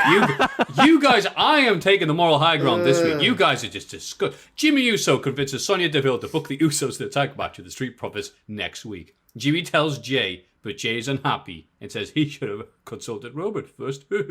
Later, Jay tells Roman, who reminds him that the real team is the tribal chief and the right-hand man. Dolph Ziggler's nickname is. I was going to say, one man who does not need his right hand is Dolph Ziggler. He uses both of them. I reckon Roman's getting the night off at Hell in a Cell, me. That's what I learned from this segment. I don't think Roman's going to wrestle. Because it's all going for Cesaro and Rollins, isn't it? Maybe. Do you reckon that'll be in Hell in a Cell? Probably. It's got personal because there was a stretcher. I hope it gets more personal. I hope we get back to Hell in a Cell being the most, when Hell in a Cell gets whapped out, like things can't get any worse in a feud. Remember them halcyon days back in the day? But I feel like they're just trying to make Cesaro and Rollins personal. I mean, I know that every feud is written. I know that, but I feel like they're artificially trying to inflate the hatred in Rollins Cesaro because Hell in a Cell's coming round. I don't think Hell in a Cell can return to its former glory until it's not a pay-per-view anymore. Yeah, I think we've said this every year. I know. For 10 years now, so it's obviously clearly working out scathing criticism. But on a positive note, though, I am really enjoying all the interplay between Roman and the two Usos. Oh, yes. Yes. Yeah, great stuff. And then Apollo Crews defends the IC title against Owen, Zayn, and Big E in a pretty good four-way match. Big E looks to have the match won, but of course we can't be having that. So Aleister Black comes out of his room to hit Black. Mass. Oh, there's a space there. It just says hits Black. And what? Oh, Mass. Apollo retains to close the show. Yeah, he just comes out and hits himself and leaves. I was so distracted in the confusion. He just roll up. Yeah, I think Aleister Black doing this is all right, and it's good to see him back and doing stuff. But at the same time, can we not have Big E just looking cool and winning and get up the card? This is what I was going to say. I am worried for Big E in the immediate future because Aleister Black being your feud at the moment is not the feud you want if you want to win your feud, surely. Yeah, that's a worry. Which is weird, but I love that match, mate, because there's a lot of reversals that signified that these four lads have wrestled each other a lot and therefore know what their offense is going to be, which is, don't always do logical storytelling, do they? But they did here, so let's give them credit for doing it. Well done. Hip hip hooray. Do you know who I think the last time I checked, the current betting favourite for Money in the Bank is? Men's Money in the Bank. John Cena. I saw a thing that... But then Big E was up there as well, but you're right, I'm worried for him as well. That's why it popped into my head, sorry. A match for SummerSlam involving Cena, which I saw, which... Hoo-wee! Would be lovely. Why are people saying Cena's coming back? Are they not aware of how much money Cena's currently making doing anything else but WWE? But he loves the fans, Maffew. Well... He cares about me and you. Oh, sorry. Even Andrew he cares about. What was the match? Yeah, what was the match that's rumoured? Well, I don't know how spoiler alert, podcast listeners on the audio feed. Skip ahead 15 seconds. It is John Cena versus Roman Reigns. Right, okay. Right. Oh, okay. Yeah. Unconfirmed reports, of course. Cause I wonder why. Complete rumours. If he was going to come back, surely it would be at Mania. Weird.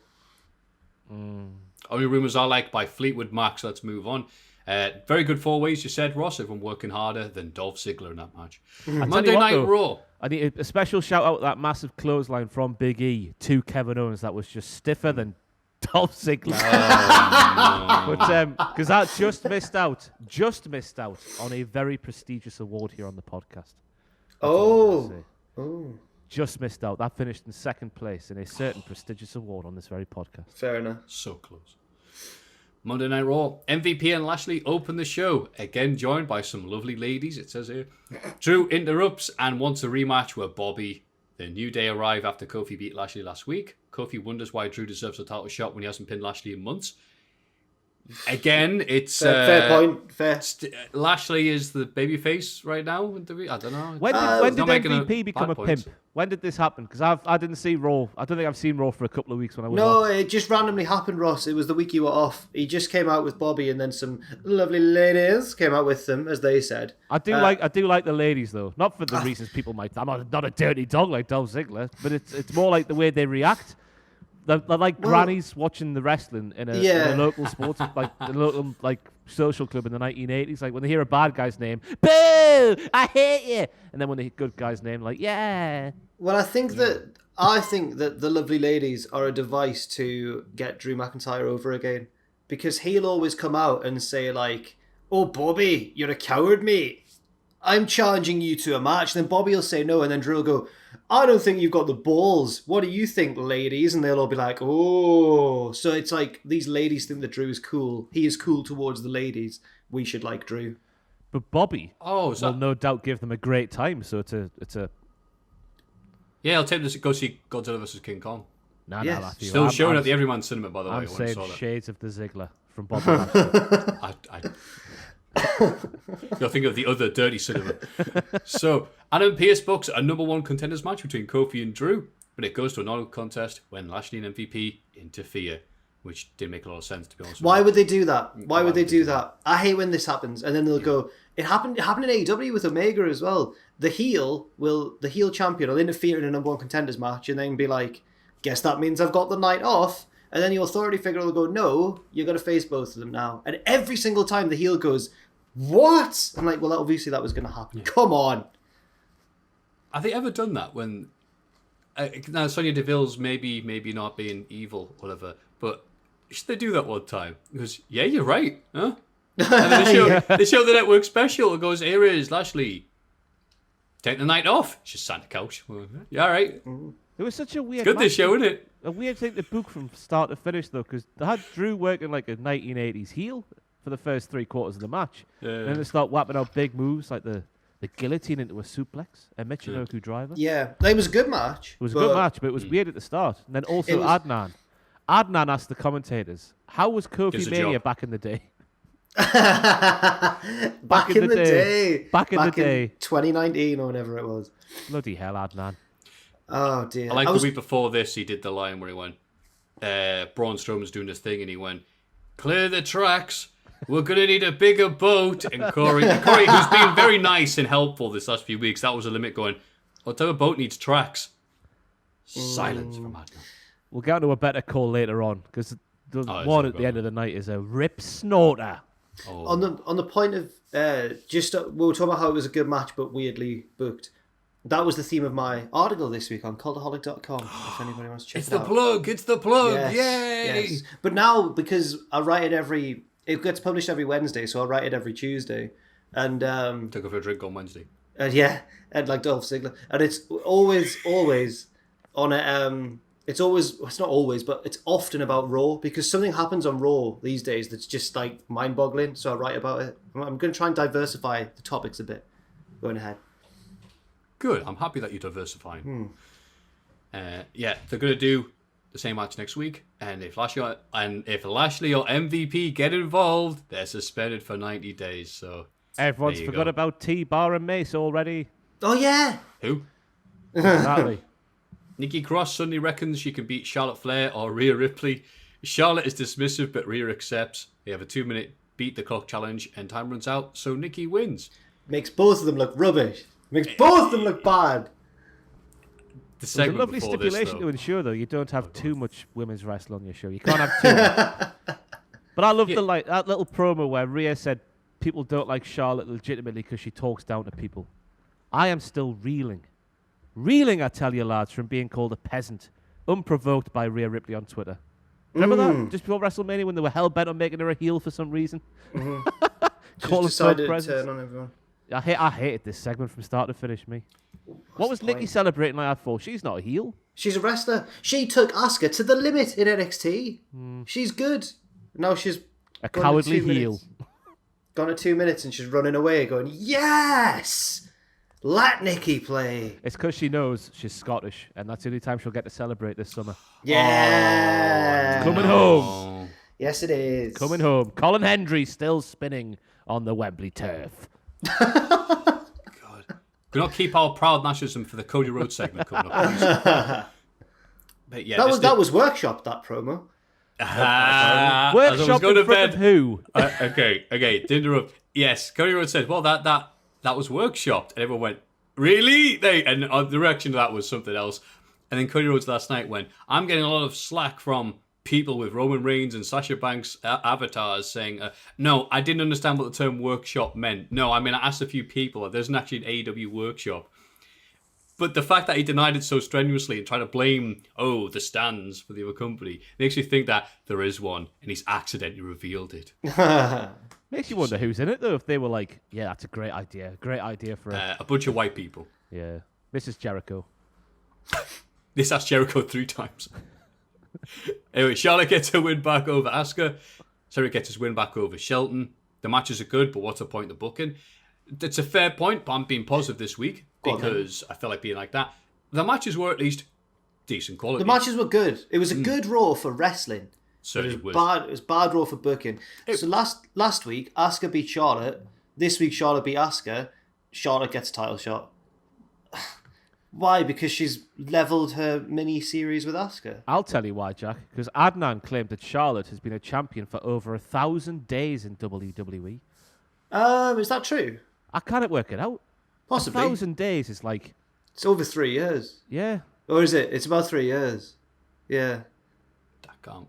It's just less than 3 years. Has she held a title for cumulatively 3 years? Maybe. Surely not. But she's had 14 reigns. Or whatever. Yeah. You'd hope she would. 12 or something. 13. So yeah, if you count her NXT championship... It's an incredible stat. But yeah. Nice to see her a little wink and a nudge doing Andrade's moves now. She did the old hidden elbow thing and the fakey moonsault, I call it. Where he does a moonsault, lands on his feet, and then does a standard moonsault. Yeah. It's a lovely touch. It was. But, needs to be point out, I thought that Charlotte was coming out with Cruella de Vil gear because it was like, aha, the secret alliance between her and Sonya. And I went, wait, it doesn't make any sense. She's been horrible to Sonya. And then I'll go to the cinema, see King Kong vs. Godzilla, and the trailer for Cruella comes on. I went, oh, there's a big film coming out. Right, about Cruella de Vil, and that's why everyone's dressed up. Oh, right, my bad. And then I panicked. No, I think you've got a point. No. If they've just done this thing with the zombie film, Army of the Dead, zombie, she's dressing up like DeVille. Are we going to have Charlotte, probably Asuka, again, with 101 Dalmatians surrounding the ring? Please. And I don't know, the idea of these matches terrifies me. But then the balance of 101 dogs at ringside is like, all right. That'd be an Imagine the absolute scenes. nightmare. That'd be a That'd be nightmare. fantastic. Do you remember like the absolute panic that would ensue if a dog got into the playground at school? Like just one. One dog.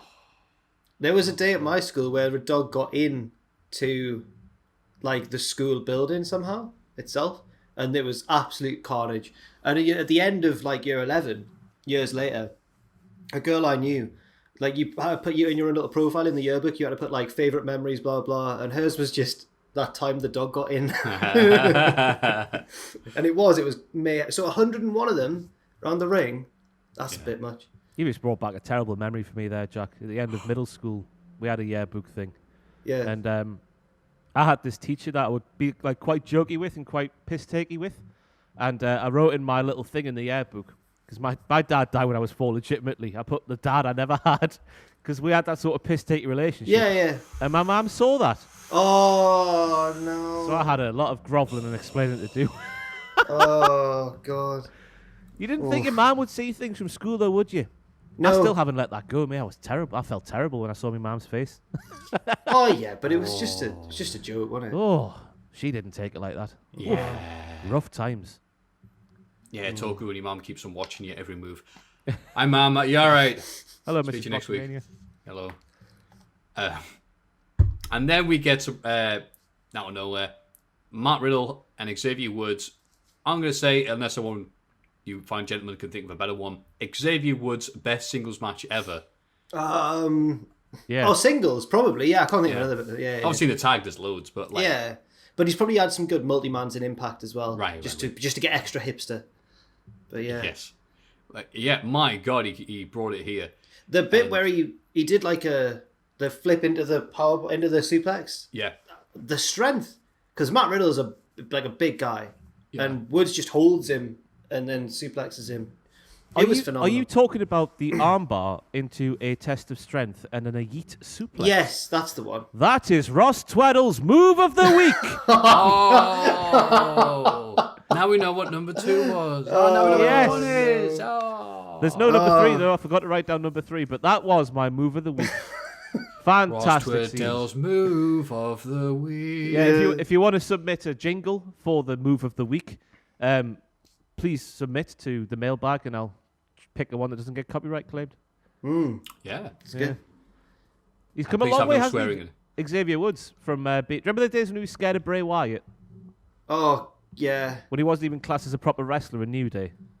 Yeah. Unbelievable scenes, eh? Unbelievable. The thing I don't understand is he's one of the best on the mic in all of WWE. And he's also, it turns out, really good in the ring. So why isn't he more? Why isn't there more of him? Video games. Yeah, I suppose so. Nerds, eh? If he was 6'2", do you think he'd be a main eventer? World champion, wouldn't he? Yeah, maybe. That's not my personal opinion, by the way. That was me doing Vince McMahon. Yeah, of course. Nerds, etc. Yeah, he's a good nerd, like those other nerds. Yeah, it works with him. Yes. This made me temporarily forget that Matt Riddle still has an active lawsuit against him. Well done, pal. Elias helps Jackson Riker beat AJ Styles, which temporarily melted the internet. As someone said, I can't believe they put this guy with AJ Styles. Impact would never do that. And so uploaded the times that Jackson Riker pinned AJ Styles in Impact. Oh, really? Yeah. And then almost gets revenge by pouncing Elias into the set. He can run fast in dress shoes and jeans, can Omos. No, he can't. Let me explain. Oh, I was watching Raw on 2x speed. His legs were going like that. I thought he was going. The only way to do it. I saw a lot of people saying, "Wow, he can move quite fast, can't he?" And I had to disagree. I don't think he could. I don't think he was going that fast. I'm not going to judge him for it because he's like 7 foot tall. That's fine. But I just don't like this narrative that he's really quick when he's not. Do you reckon you could do him in a foot race? Yes, 100%. Oh. Can I be almost in a foot race? Yes. Oh Your no! Why have I legs said like that? What do you want about? What are you Yeah. on about? I do have little legs. I think I've told the story before. I once got heckled out of a car window Oh, yeah. on my way home from basketball By training. almost. Yeah. Almost drove past. Whoever it was went, "Scrawny legs!" I was like, oh, sad. Sad thing for someone to shout at you. So the gym's been going well, anyway. Sheamus beats Roberto Carrillo with a handful of tights and attacks him after the bell. But, oh God, we'll never see this again. Ricochet makes a save. And they both hit ties on the US champ. Well done. Someone talk, I got something in my throat. I felt like I'd seen this match, Humberto versus Sheamus, literally a million times. Yeah. But it turns out it's just the second time it's happened on TV. Is it only? That's a I looked third. at- Oh, no, he just kept on battering him, didn't he? I looked at Oh, Cage yeah, you're Match, right. I looked at Cage Match, the second match they've had. I thought like I'd seen this segment a million times. But I thought Humberto looked good. He had a bit of extra fire. I'm going back to Triple H's promo from Tough Enough back in the day. Good snap. Good snap. Good crackle. One of your nuts is hanging out of your shorts. Yeah. You've got a big hole. Wham bam, thank you, ma'am. Boom, Nah. boom, shake the room. Nice I bit just- of aggression from Humberto. I just don't know if Sheamus has been able to get over the fact that, yes, he beat Ricochet clean, but Ricochet stole his hat and jacket. Whoa. I wish Ricochet would go away. Yeah. I think that should be, Sheamus should go, hey, take off your hat and jacket. Oh! And then Ricochet go, that's my favourite Blink-182. And as he's saying that, Sheamus kicks him in the head. No, because Enema of the State's better, yeah. Yeah, that's what Sheamus does. He goes, yeah, Yeah. just don't be stupid. What about Dude Ranch? Bang! Yes, Yeah. come on. With the original drummer as well. It's bad as him. Yeah. Carrillo, at least there is some development in the story in the ring, which is nice to see, where Sheamus is like, after battering him this week, was like, oh, hang on, I might need a cheat here. Got the tights. So Yeah, maybe there's he something. did. Maybe. Maybe. I don't know, I like Sheamus battering people. It's all good. Shayna Baszler blames here we go. Blames Reginald for the team's The main event segment, which I was surprised. You're right. It was the main when event. I was watching it back, I thought the video had just ended too soon. I was like, oh, have we just? Is that the end of the show? It was weird. Yeah. Sorry, I'll let you read it. Sorry. No, you're right. She wants Nia to ditch Reginald, who says he was only trying to help. The main event is a women's tag title rematch. Shayna and Nia versus Natalya and Tamina. Reginald distracts her referee at the wrong time, and Shayna tells him to leave.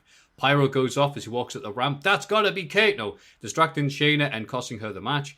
Shayna confronts Reginald afterwards and challenges him to a match next week.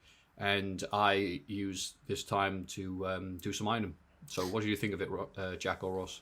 Or anybody? Go on, Ross. Don't really care. Lots of Stevie Wonder references from Corey towards Reggie. because of course Reggie is now blind.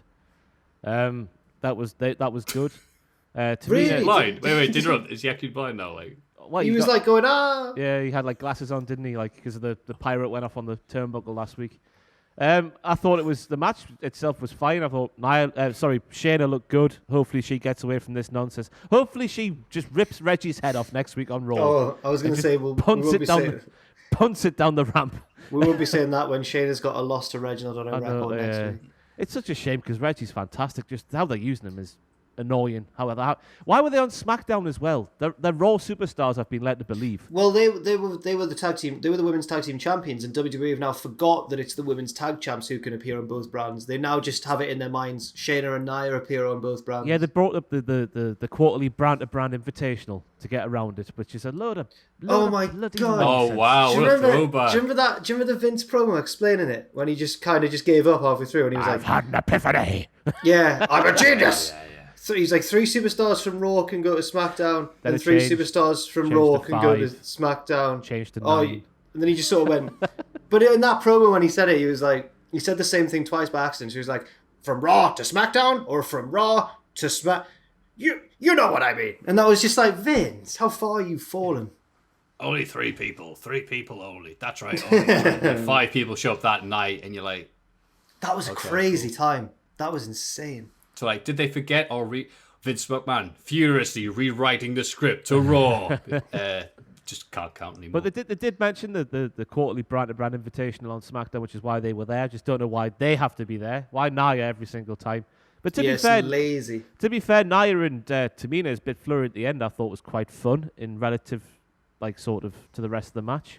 Because the rest of the match was quite flat apart from that. But Adnan's call, this is the call at the end of the night where Reggie has the cane pyro go up in his face. And with all of the sort of enthusiasm of a very sad and very insincere clown, Adnan says, "What a crazy explosion."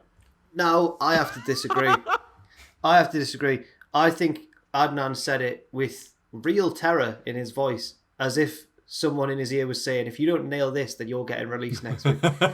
Because if someone did say that to him, that was him waving the white flag with his I really think he sold it. He sold it too much. It sounded so over the top. He went, for me anyway, "What a crazy explosion." I'm sure he did. That'd be hard to nail, though, the nuance for, all right, yeah, how do I make this sound? I really think he nailed it. It sounded outrageous. This Roman candle. This AEW main event thing. So, presumably Alexa Bliss is behind this one as well. But who is she targeting? Is it Reggie or Shayna? Because remember when Shayna's legs gave out in that match? So is she targeting Shayna or is it going to be Reggie? Who? I can't wait to find out. Can I'm you? into it. Yeah, well, I could if I had. But like, if it is Shayna, what if she gets like taken over by whatever Alexa is these days? I feel like a knobhead speaking about this, but if she gets taken over by the power of Alexa Bliss or whatever, what's Shayna going to do under that sort of guise? It's not going to work, is it? Well, yeah, it's not her, is it? It could be Reginald, though. I said on Pitches, I think it was this week, that I think that next week we're going to see Alexa possess Reginald halfway through the match. And I really want that to happen. That's exactly what's going to happen, isn't it? Reggie becomes Lily. Do you remember when Undertaker possessed Josh Matthews? No. It's so good. Oh, do you not remember? Josh Matthews he's interviewing like Orton or someone who Undertaker's feuding with, and just halfway through starts speaking in Undertaker's voice. He starts going like, "You will feel pain at the next phase." It's so good. That, but in a match. Cool. Yes. By the way, I'm saying this because I skipped this because it's like, I've got nothing positive to say about it. It's doing me nothing, so I'm just skipping it. I feel much better for it. So. No, you should watch it. You have to suffer like we are. No, that's it. Speaking of skipping stuff, NXT. Ember Moon and Shotzi Blackheart open the show by beating Raquel Gonzalez and Dakota Kai. Raquel attacks them afterwards and destroys Shotzi in front of Ember, telling her she's next if she messes with her again. Ooh. I tell you what, lads, when I was off, the one show I didn't keep up with because I couldn't bring myself to watch it. Sounds like you're saying the one show I didn't keep up with. Alex Jones and Matt Baker. Baker, that's the one. Yeah. Just the one show I didn't keep up with was NXT. I Didn't? I couldn't bring myself. There's something today with NXT that doesn't appeal to me anymore, which is a weird thing to say after the previous 5 years. Which is weird as well, because I think it's starting to. We're back on the up slightly with NXT. I feel like we're out the bad bit now, and I think that it could end up pretty good again. If maybe. I mean, has it been the same since AEW came along? It's the 2 hours thing for me, I think. It's just And the 2 hours, yeah. And there's been a definite shift to just more like just wrestlers and not like gimmicks. Remember back in the day when NXT was full of gimmicks and it was fun? Enzo. Now it's too serious and it's an art form. And You've got Dexter Luke. You've got pads. Dexter. You got him. You got Cameron Grimes. That's it, isn't it? Really. That's it, isn't it? Yeah. Once again, Ross puts it way more beautiful than I could ever put it. Yeah, I just read the report off NXT, and if something catches my eye, I'll maybe go and find the show. I don't want to watch this. After 3 hours of Raw, the next day it's like, would you like it? Something that's a bit like Raw, but black and gold instead of red. Yeah. I feel like it's no. I feel like it's not as bad as Raw. I feel like at least there's. But that's not a compliment. At least there's at least there's a thread. At least it's not random and rewritten and all that. But I get what you mean. If this wasn't my job, I'd skip every NXT, but I'd watch the takeovers and just watch the hype packages on that to catch up with the story. Yeah, I think this was an alright opening match. There was lots of liquid wrestling between Ember and Raquel and her muscular back at the start of the match. And then it was a nice reversal from Ember. I guess I'll give that me third place. The move of the week was Ember's reversal out with what's it called, like the chokeslam bomb thing into the that thing she does. Yeah, that was a good move. Pete Dunne beats Bobby Fish in the latter's first match back from injury. When was his last match, Bobby Fish? What, sorry? I think you're going to make a joke, Maffew. Isn't he one of those fellas backstage, Bobby Fish? Oh, yeah, is he not one of those fellas? I wasn't sure if we were going to talk about that. The Undisputed Era? Yes, that's exactly what we meant. What did you think we meant, boys and girls? Lorcan attacks Fish afterwards and re-injures his arm. Yep. This was exactly what you would expect from a Bobby Fish versus Pete Dunne match, and I don't know what else to say. Grinding, methodical, little explosions of pace here and there, but yeah. His last match was December. Neil Razor Ruddock of professional wrestling. It was uncompromising. Oh, nice. Yeah. Uncompromising with little bursts of pace. It was a good match, but it was what you'd expect. Yeah. The Donovan Razor Ruddock for NXT. There's no point me saying that. I thought I'd just be a dick. Donovan. Who's Donovan? Donovan the boxer. Oh, the original Razor Ruddock. Because that's why the footballer's nickname was that, wasn't it? Right. Yeah, I've got you. So it's Tommy Hitman Hearns and then Brett Hitman Hart got it from that.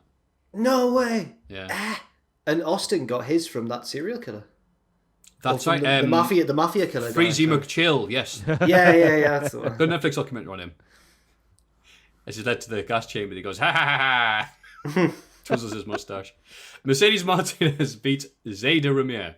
But after the match, the lights go down and Tian Sha's logo. It's that stable. It's Boa and Mei Ying and who's the other member? Xia Li. It's them. God, there's a lot of stables in NXT, isn't there? Oh yeah. This was good. What happened here? I liked how creepy it was, Maffew. Because then the mark was on her hand. Mercedes realizes the back of her hand has been marked with the symbol as well. Oh, she's getting targeted. She's getting targeted. She better head for the hills.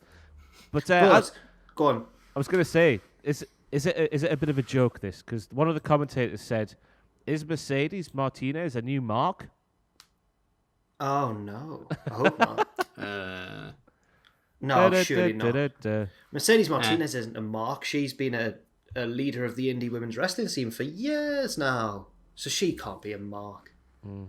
I don't think so. Who knows? What were you going to say, Jack?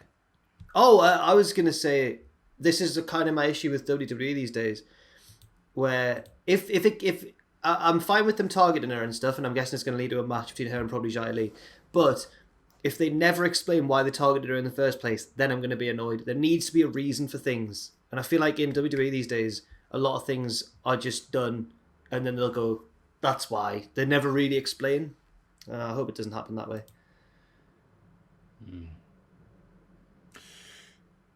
We get the $1 million face-off between Cameron Grimes and Ted DiBiase. In brackets, the good one. Grimes asks why DiBiase's been tormenting him for weeks. He says he looked up to DiBiase because he taught him that when you have money, you can treat people horribly and they'll still like you because you're rich. It's so good. DiBiase says he's been testing Grimes because he sees something in him, but he thinks he's distracted since becoming rich. He wants to help him realize his potential, but they're interrupted by L.A. Knight. Knight says that he's the man DiBiase's looking for and beats down Grimes when he turns his back. DiBiase laughs and leaves with Knight. I thought this was so effective. I feel horrible for Cameron Grimes, and I want him to get revenge. I think LA Knight is the most captivating pro wrestler in the world today. When he was walking down that ramp, lads, and he was speaking words, I hung, literally grasped on to every single word he said. What a voice and what a delivery that man has. But right, He's an old school promo, isn't he? it is. He's just like The Rock. But it was a very effective segment, as Jack said, 'cause it looks like Ted DiBiase's frolicking with LA Knight now in his yellow jacket. Well, I think it's a genius move. It might not have seemed obvious that they were going to turn Cameron Grimes' face because he's such a, but I think it could actually really work. I'm They excited. were chanting along the crowd, weren't they? So Oh yeah. it's not a plank crowd anymore, is it? They're shoot fans, aren't they? Shoot fans. Don't know actually. I think they are. Okay. Maybe. Don't know. LA Knight's sensational though. Did you see much of him as Eli Drake? Nah. That's No. probably why I'm so blown away by him now. Did you run into him because he was at Wrestling Media Con? But No, I don't know if think you I ran into no. him. Was he not one of the people you interviewed? No. No, I didn't. Well, no. Fair enough. I could have had Trevor Lee though at the time, and I didn't. It just didn't happen. And I'm gutted about that. Yeah. Yeah. That was that time I told that story not long ago where I just didn't know what to say to him and I made a tit of myself. What I did was you like, say to him? are you doing PWG next year? Are you doing Battle of LA? And he was like, yes. I had one of Yes, those. I am. I had one of those with Doug Williams outside the hotel. He was sat there on the wall, and I was walking past after taking a phone call, and he sort of looked up and was going like, and then I thought, oh, he's going to say something here. So I fully turned around, and he just had his head down. I just turned around looking at him, and I was like, oh, I've got to say something here. He was like, he's having that. I think the retirement match was it the next day with the was it Gabriel Kidd maybe? I can't remember who it was against. He was having a retirement match anyway at this media con, and I said, oh, are you ready for your match tomorrow? Like a backstage encounter on a WWE game. Are you ready for your encounter? I can't remember what he said because I just died of shame. Oh, it's fine. It's thinking because it's Double or Nothing this weekend, which means it's the second year anniversary of us all going to Vegas. And I had something like that because Brian Alvarez was in the same hotel and I sat next to him at one point. It's like, hey, Brian. I realised I had absolutely nothing to say. I but know you. He should take the lead. He's a very talkative man. When he's doing his job. We're both looking for the lead, I guess. He's just like, it's hot, isn't it? Like, there's just nothing. I'm like, all right, cool. And I just said, because I was probably, coming off something at that point. It's right. Sorry, Brian, I don't have anything to say to you. I hope you have a nice time. Oh, dear me. I remember just sitting by that. Well, it was a pool, wasn't it? But no one was really in the pool. Everyone would sit by those fire pits in that hotel. And just watching for a bit, people go past, and you just sit there and you'd see Blue Meanie, Haku. I was like, what is this hotel? This is absolutely crazy. I was getting me breakfast one morning in the queue behind Greg the Hammer Valentine. And let me tell you... what a sentence that is. Let me tell you, what a lovely smelling man Greg the Hammer Valentine is. No way. He had a suit on, his hair looked luxuriously soft, and he smelled delicious. He's turned into Ric Flair as he's got older. Rick the Hammer Sandwich Valentine. Dolph the Hammer Ziggler. Because Gorilla Monsoon always says, Greg the Hammer Valentine needs 15 minutes to get warmed up. So that now has different connotations when you do that. It was a nice time in Vegas. The bits that I can remember. Apart from when we all fell out. Apart from the big argument, I was wondering if you know what? We did like a retrospective on that. All we needed was like 2 more days in Vegas, maybe, so that we weren't cramming everything into. I feel like that would have saved a lot of stress, possibly. That was the thing, wasn't it? Because we didn't know if we were even going until that week. A couple of days before the plane. It was stressful. Oh, what a mess. Yeah. Starcast, poorly I organised. maintain if we'd had 2 more days, maybe we'd have been less stressed, and if we had the right number of beds in our hotel room as well. And it was gutting because I said, look, I've been putting, I got like sorted out properly, and you guys are like, do you have the details for this person? I'm like, what are you guys talking about? Yeah, Maffew got like, know if I'm going. Maffew got Dude, like, they just gave me the tickets and everything, and so I had that one room with 2 beds, which probably ended up being for the best because I thought you guys were like, but we're sharing beds and doing the couch stuff. Have you seen, you know, Dumb and Dumber, where one of them's like, my hands are nearly frozen off, and the other one's like, have these spare pair of gloves, and he's wearing 2 pairs of gloves. It was like that. But think about it. It was probably best that he did that because even that would have been better than one of you having to share a room with me when I was coming off those edibles. In a place where it's legal, just saying. Oh, yeah. Absolutely. YouTube people listening to these back. Yeah, you probably would have. Never mind you 2 feud. You've all got, you know what, you guys are all right compared to Maffew. It's been horrible. It was, you know what, we all fell out, yes, but it was worth it. A lot of good stuff on that trip as well, to be fair. Saw bloody Moxley, didn't we? Making his debut. We did. It's Ambrose. That's what I remember doing. When he came out. Well, it was really cool though because we just heard like a little pocket of noise and it grew and we were like, what? And he was there. He was just there. Yeah, it's class. Down in front of her. Great moment. Frankie Monet made an in-ring debut, defeating Cora Jade. Oh, Beth Phoenix with a bit of shade on commentary. Oh, that move looks familiar, she said. Well, Frankie Monet said that she'd grown up watching Beth Phoenix. Yeah, I'm sure it's... Wait, what?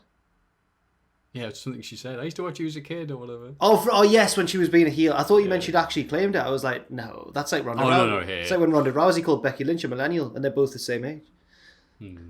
That was just Ronda being silly. That one wasn't deliberate, yeah. This is like our truth. Are we going to get Frankie Monet versus Beth Phoenix?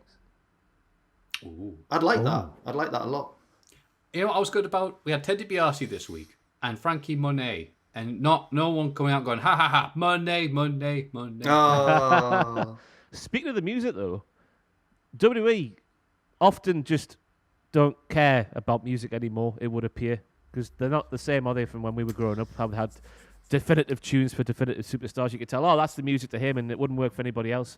But Frankie Monet's theme, I don't know if it's been used anywhere else before, but that's definitely her theme. That's the first theme I've heard in a while, like a new one from WWE, where I thought, that couldn't really be used for many other people. Maybe Sasha Banks. That's good.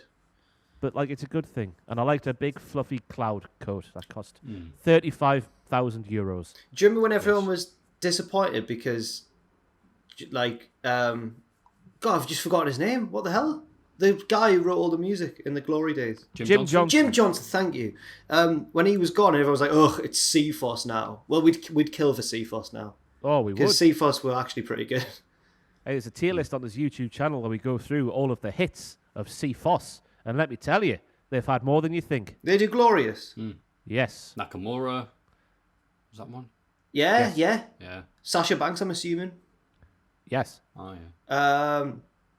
Quite any theme Undisputed Era. From 2013 to 17, yeah, I think, or 18 or 19, I can't remember. There's a tier list on the channel. Go and watch it. Yeah, go watch it. Bronson Reed comes out to go promo of his new North American title. And he talks about climbing the mountain for 14 years. God, it's a big mountain. No, it is. But he's interrupted by Santos Escobar and the lads. Escobar says this business belongs to him and he wants Reed's title. The trio surround Bronson, but MSK run out and help him clear the ring. Cheers, lads. I think Escobar needed a filler feud between losing the Cruiserweight belt and going for the better belt. It feels like it's undeserved. I think it's deserved because he had a box of Kleenex. Wait, what? He had a box of Kleenex, didn't he, on the ramp? When he was like, I'm crying because of your emotional story. He did. I thought he made Bronson look like an absolute chump. How Bronson's like, I've worked really hard to get here, and he comes down, well, that's good. I'm just class, so be quiet, will you? Fair. Yeah. Yeah. After hearing that, I'm gonna have to go back and watch that. Just Santos Escobar with a tissue. They are all good on Legado. Raul, who whaps out the box of Kleenex, and they're all going, I'm so emotional for you. So sometimes, though, Ross's way of doing it is actually better than when it looks on TV. So, I'll just have Ross reenact every scene from NXT. That's a video series I want to do. Is like, how hard is it to put on a 5-star match, Maffew? Let's get an inflatable ring or something. And just Osprey would say it's very hard right now. But, yeah, me, you. Oh, sorry. Me, you, and a mattress. Right. Bloody hell. Oh, that sounded way worse than it needed. Oh, well, never mind. Oh, before the main event, go on. I thought you were going like, haha, he's injured. Well, I was going to say, because obviously he insists on putting 5-star matches. And has actually had to vacate one of the biggest titles in the history of wrestling because of this. So. I thought he was just... I was actually trying to do it, but that wasn't so much a, haha, you're injured. More as like, I'm making a valid point. It is very hard to do a 5-star Right, fair. Also, I read the wrestling news. What do you mean? Do you think I just read all the news before I come on the show and ignore it the rest of the week? So, I don't wish anybody to be injured. Sorry about that. Is it his neck or his back that's... Probably both according to the report. It's just the idea of vacating one of the biggest titles. Anyway, sorry, who cares about this? Before the main event, William Regal books a number 1 contenders match for next week. O'Reilly versus Dunn versus Gargano. It's Matthew's dream match. I was about to say, okay, cool. Well, I can't wait for Ross to reenact that match next week. So the main event is the NXT title rematch between Karrion Kross and Finn Balor, which Kross wins after choking Balor out. But I didn't watch this because all I got told was they showed Finn Balor's takeover record and saying he only had 1 loss at takeovers. That's not true. Not true. He lost to Karrion Kross, and then obviously to Samoa Joe. On a house show. That was in the cage. No, at the end. Joe beat the Demon. The only person to beat the Demon. Oh, damn. So I don't know if they forgot about that, or Samoa Joe not being here means they don't count the loss, or they're trying to act like the Fiend is undefeated. Just saying. Liars. Balor's crap. He never wins. Yeah. He was trying really, really hard in this match, though, I thought. Like, the way he was so frantic in his kicks and his punches. He looked like he was really laying it in, as if he was desperate to win this match and not get promoted to Monday Night Raw. Right. I think we're all waiting for that point now for Finn Balor. I think he's done his job with helping NXT get to another point. He'll be dancing an Irish jig with Sheamus in no time. Oh, God, yeah, you're right. We're like, go back to NXT, man. I'm sorry. And there is no AEW Dynamite because they've changed it. Because, that's tonight.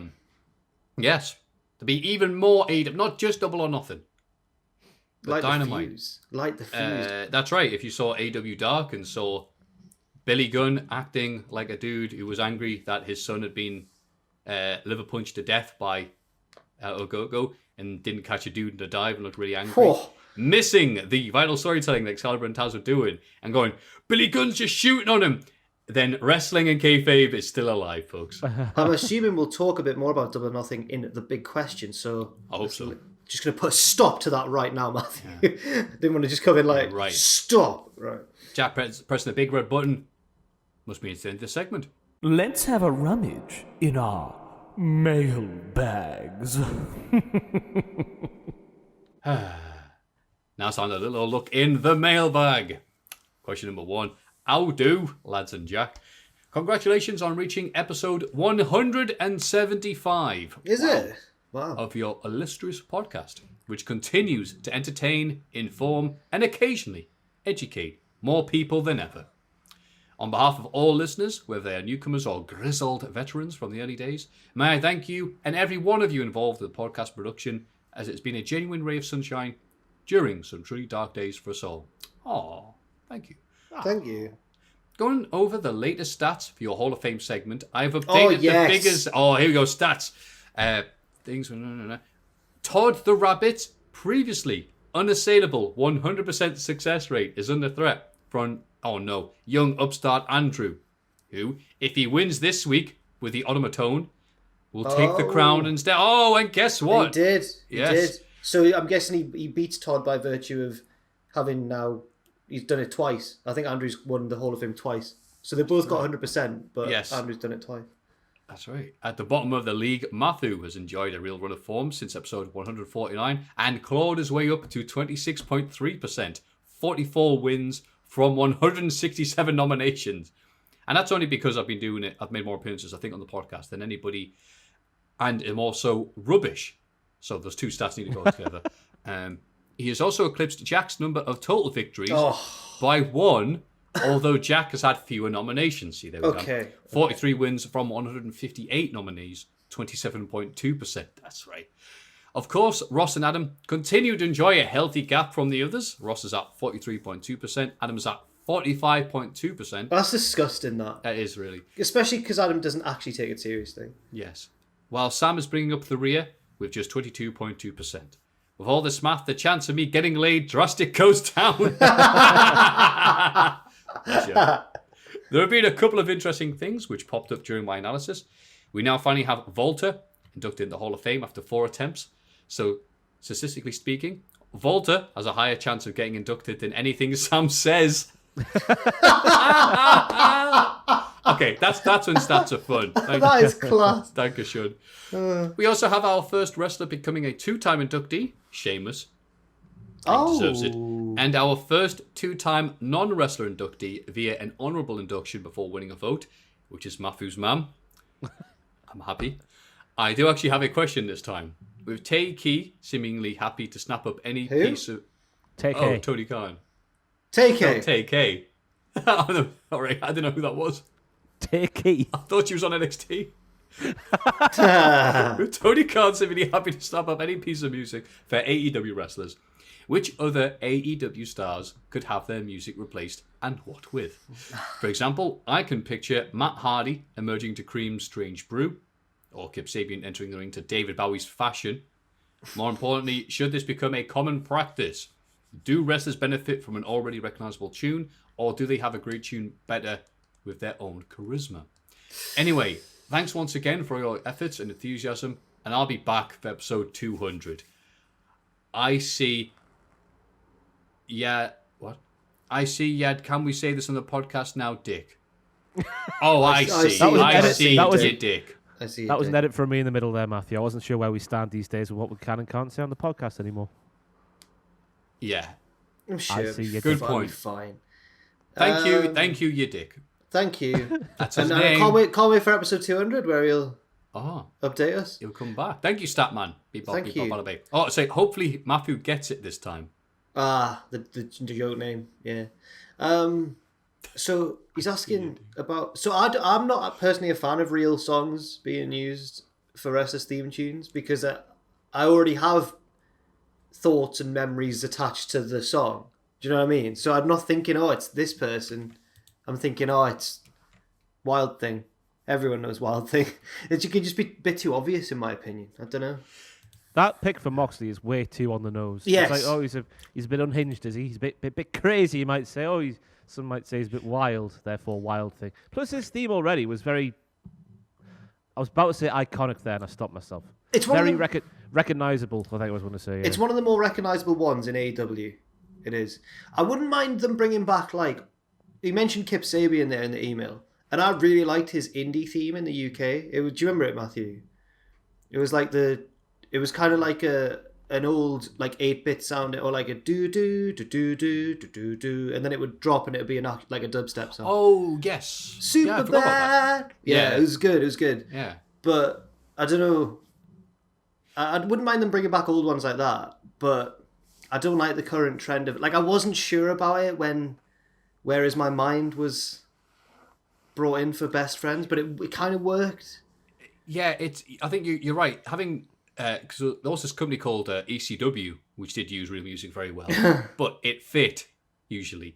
So Right. the themes they're doing don't really fit. And I saw a great comment last time Moxie came out to Wild Thing that said, I associate the song Wild Thing with like every early 90s comedy about like an unfrozen caveman back in civilization, and that theme would play. I'm like, my God, that is exactly where I associate with it as well. It said it way more beautiful than I could. I thought it was going to say learning the guitar. It's one of the first songs every guitar player learns as well, because it's the first. It's like 3 chords and it's down, yeah. It's actually not that wild a song, to say the least. So, Oh, but yeah, flute, and also that big flute solo. yeah, and also the fact that why are you doing this? Because it's Onita's theme. Then they got the wrong version. Then they got Onita's. So it's like, all right, so Moxley is now Onita. I'm like, no, like it seems really bad form to come out to a wrestler's own established theme. Like next week he'll come out to The Game by Motorhead, Yeah. Like, no, get your own bleeding theme. I can excuse Baltimora, Tarzan Boy, because Yes. but that's purely See, there you go. Perfect. But that's purely because I didn't know that song before. Oh, did you not? No, I didn't. And I asked my mum and dad about it, who are from the 80s, and they were like, "Yeah, that wasn't a cool song back then. We wouldn't get caught listening. We wouldn't get caught dead listening to that. They were listening to like Depeche Mode, and apparently that was cool instead. But I like Baltimore's song. Yeah. That one works, especially when Taz loved it the first time. He was so surprised. It was great. He's singing over it so they get the DMCA thing. Oh. Yeah, so I'm trying to think. So, yeah, which themes? I don't have any. I'll go. Hangman Page should get Lovely Horse Father Ted. Okay.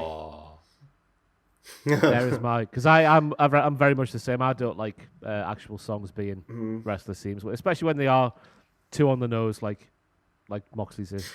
Another one I can think of, I think for me the exception is if I know the song or not already, because I didn't know This Fire Burns for Punk, and I liked it for him, but then I didn't like Cult of Personality because I knew Cult of Personality already, and that was too on the nose as well, wasn't it? It's like, he's very popular, he's got a personality, here he is. I don't know what the hands thing was there, sorry, for the YouTube viewers. Yeah. Really, he legitimately has a cult of person. Watch out for the metaphors here, gentlemen. Yeah. But then again, it has to fit the character and also be a good song. So cult of personality. I mean, every time it comes on at Rise, everyone goes, here we go. Yeah. Do they? Oh, I do. Me and my mates always do. I do, Me but and my nerd wrestling friends. But me and Maffew enjoy various songs at Rise. The last one I remember when Rise used to. Can't wait until things are back to normal. But we had a great time to ODB's Got Your Money. That was a good time. I love that. I forgot about that. It was class time. That's our memory. What song do we listen to? Oh, I know. With your pistol. Yeah. And drop them. Whereas I can't quote any of the songs, so let's move on. But I'm trying to think of any of a song now to work. You know what? I'll have any wrestler come out, The Gangster's Paradise by Coolio. Oh. Just because I love the song. Eddie Kings. Okay. Oh, that works as well. Uh-huh. Yeah. As waits for the beat to drop like all good wrestlers do. Duh, duh, duh. As I walk through the valley of the... Yes, there we go. Yes. I'd like some sort of... Is there a character in wrestling who's like an Amish person for Amish? It used to be Paradise? Roadkill, but he hasn't done anything in a while. There's that lad in the indie scene, Levi Everett. Is that his name? Alistair Black, I guess, with these vignettes. Yeah. Every time I watch these Alistair Black vignettes, I just think it looks like an Amish fella. Yeah. It's all very rustic, isn't it? In the cartoons, not Alistair Black himself. I'd like Alistair Black. I've got one for the email. I'd like Alistair Black to come out to I've got a brand new combine harvester. That'd be good. Oh dear. Oh, Cody Rhodes coming out the theme from Team America. We were at the deathmatch tournament thing. Was it Casanova Valentine? Yeah. He kept coming out to Team America. Oh, did he? Oh, I forgot about that. Because he was a heel, he wanted everyone to boo him, but everyone loved the song. Yeah. And then someone kept coming out to Daniel Bedingfield's "Got to Get Through This," which was amazing. What a big song! At the deathmatch as well, and everyone was just, "I got to get through this." Oh, it was great. Rise, the wrestling promotion, was like Rise, the nightclub. In the sense of, you come, you show up, you have some drinks, you have a good time. So I felt scared there because I went thinking, we're going to an indie place, are we? I'll wear a t-shirt from a different indie wrestling. I think I went in my Progress shirt, right? Error. Didn't understand. Oh, I forgot. Yeah, they had that Didn't understand that Rise actually legitimately hated Progress, and there was this guy like with a t-shirt that said Slowgrass and stuff, and it was just it was just at the peak of Progress, like the bubble had burst and they weren't being seen as cool anymore, and I felt like such an uncool person at the wrestling because I was wearing the uncool t-shirt. Do you put it inside out? No, I just kept it. I just got drunk instead. Oh, you maverick. You mentioned Daniel Bedingfield there, though. It's just for some reason put into my mind the Proud and Powerful need to have Not Gonna Get Us by Tattoo as their theme. Not gonna get us. Why? I don't know why. It just seems like a match made in heaven to me. Okay. They're not gonna get us. Shout out for mentioning the second most famous Tattoo song. Yeah. Well, Victoria took the first one. My favourite one, of course you did. That time she was really over. She's like, yeah, we love this song. And they changed it like, oh, who's this? So it really I can't ain't the affect lady to people. mess with. Whoop. That's Go, what it the says. change do. Go, That's what it go. changed to, aye. Yeah. Oh, actually, yeah, that was an alright song, but, following Tattoo. Yeah. Nah, not got any more. Let's move on. Hello. Oh, here we go. Hello to whatever 3 diddlers of destruction we are blessed with this week. Okay. Obligatory thanks. Oh, no, I hate this word. Obligatory. Obligatory, thank you. Sometimes I go obligatory. Thanks for keeping us entertained during COVID. With the recent weeks of Raw being unbearable, it says in capital letters, I found myself wishing to revisit other eras and experiencing it as if it was the first time. Now a whole era is too much to ask for, so are we going to go with a storyline or group of storylines? The clear question is, if you could erase your memory and revisit a storyline and experience it for the first time, what storyline would it be? Oh, we're Mine Eternal would- Sun shining. Yes, there we go. Mine's would be The Shield, all the way until the end of Seth's first title reign. I really enjoyed this period of wrestling. Seth's cackle and chicken poo heel persona, along with J&J Security, I forgot about them, makes this whole story amazing. Thanks so much again for keeping us entertained, and I hope this podcast breaks the record for the longest. Much love. Logan Campagne. Oh, sorry. It says Campanone because Maffew will struggle. Sorry. I swear there's a wrestler who's got that surname as well. So I should have got that. Very sorry about that, Logan. Campanone. Cheers for the email. It will not be the longest one. That was last week. So the question is, which era or which time period would we go back and experience for the first time? Ooh. Storyline, wasn't it? Which storyline? Storyline or a group of Go back to the storylines? Shield. Yeah, because saying Storyline. sorry, a whole era is too much to ask for. Okay. So a storyline or a group of storylines. Would you It's go not. back the one, and that, experience? the one that comes to my mind straight away is my favourite one, and that is The Undertaker and Kane. Because I was a bit too young to experience that as it was going on.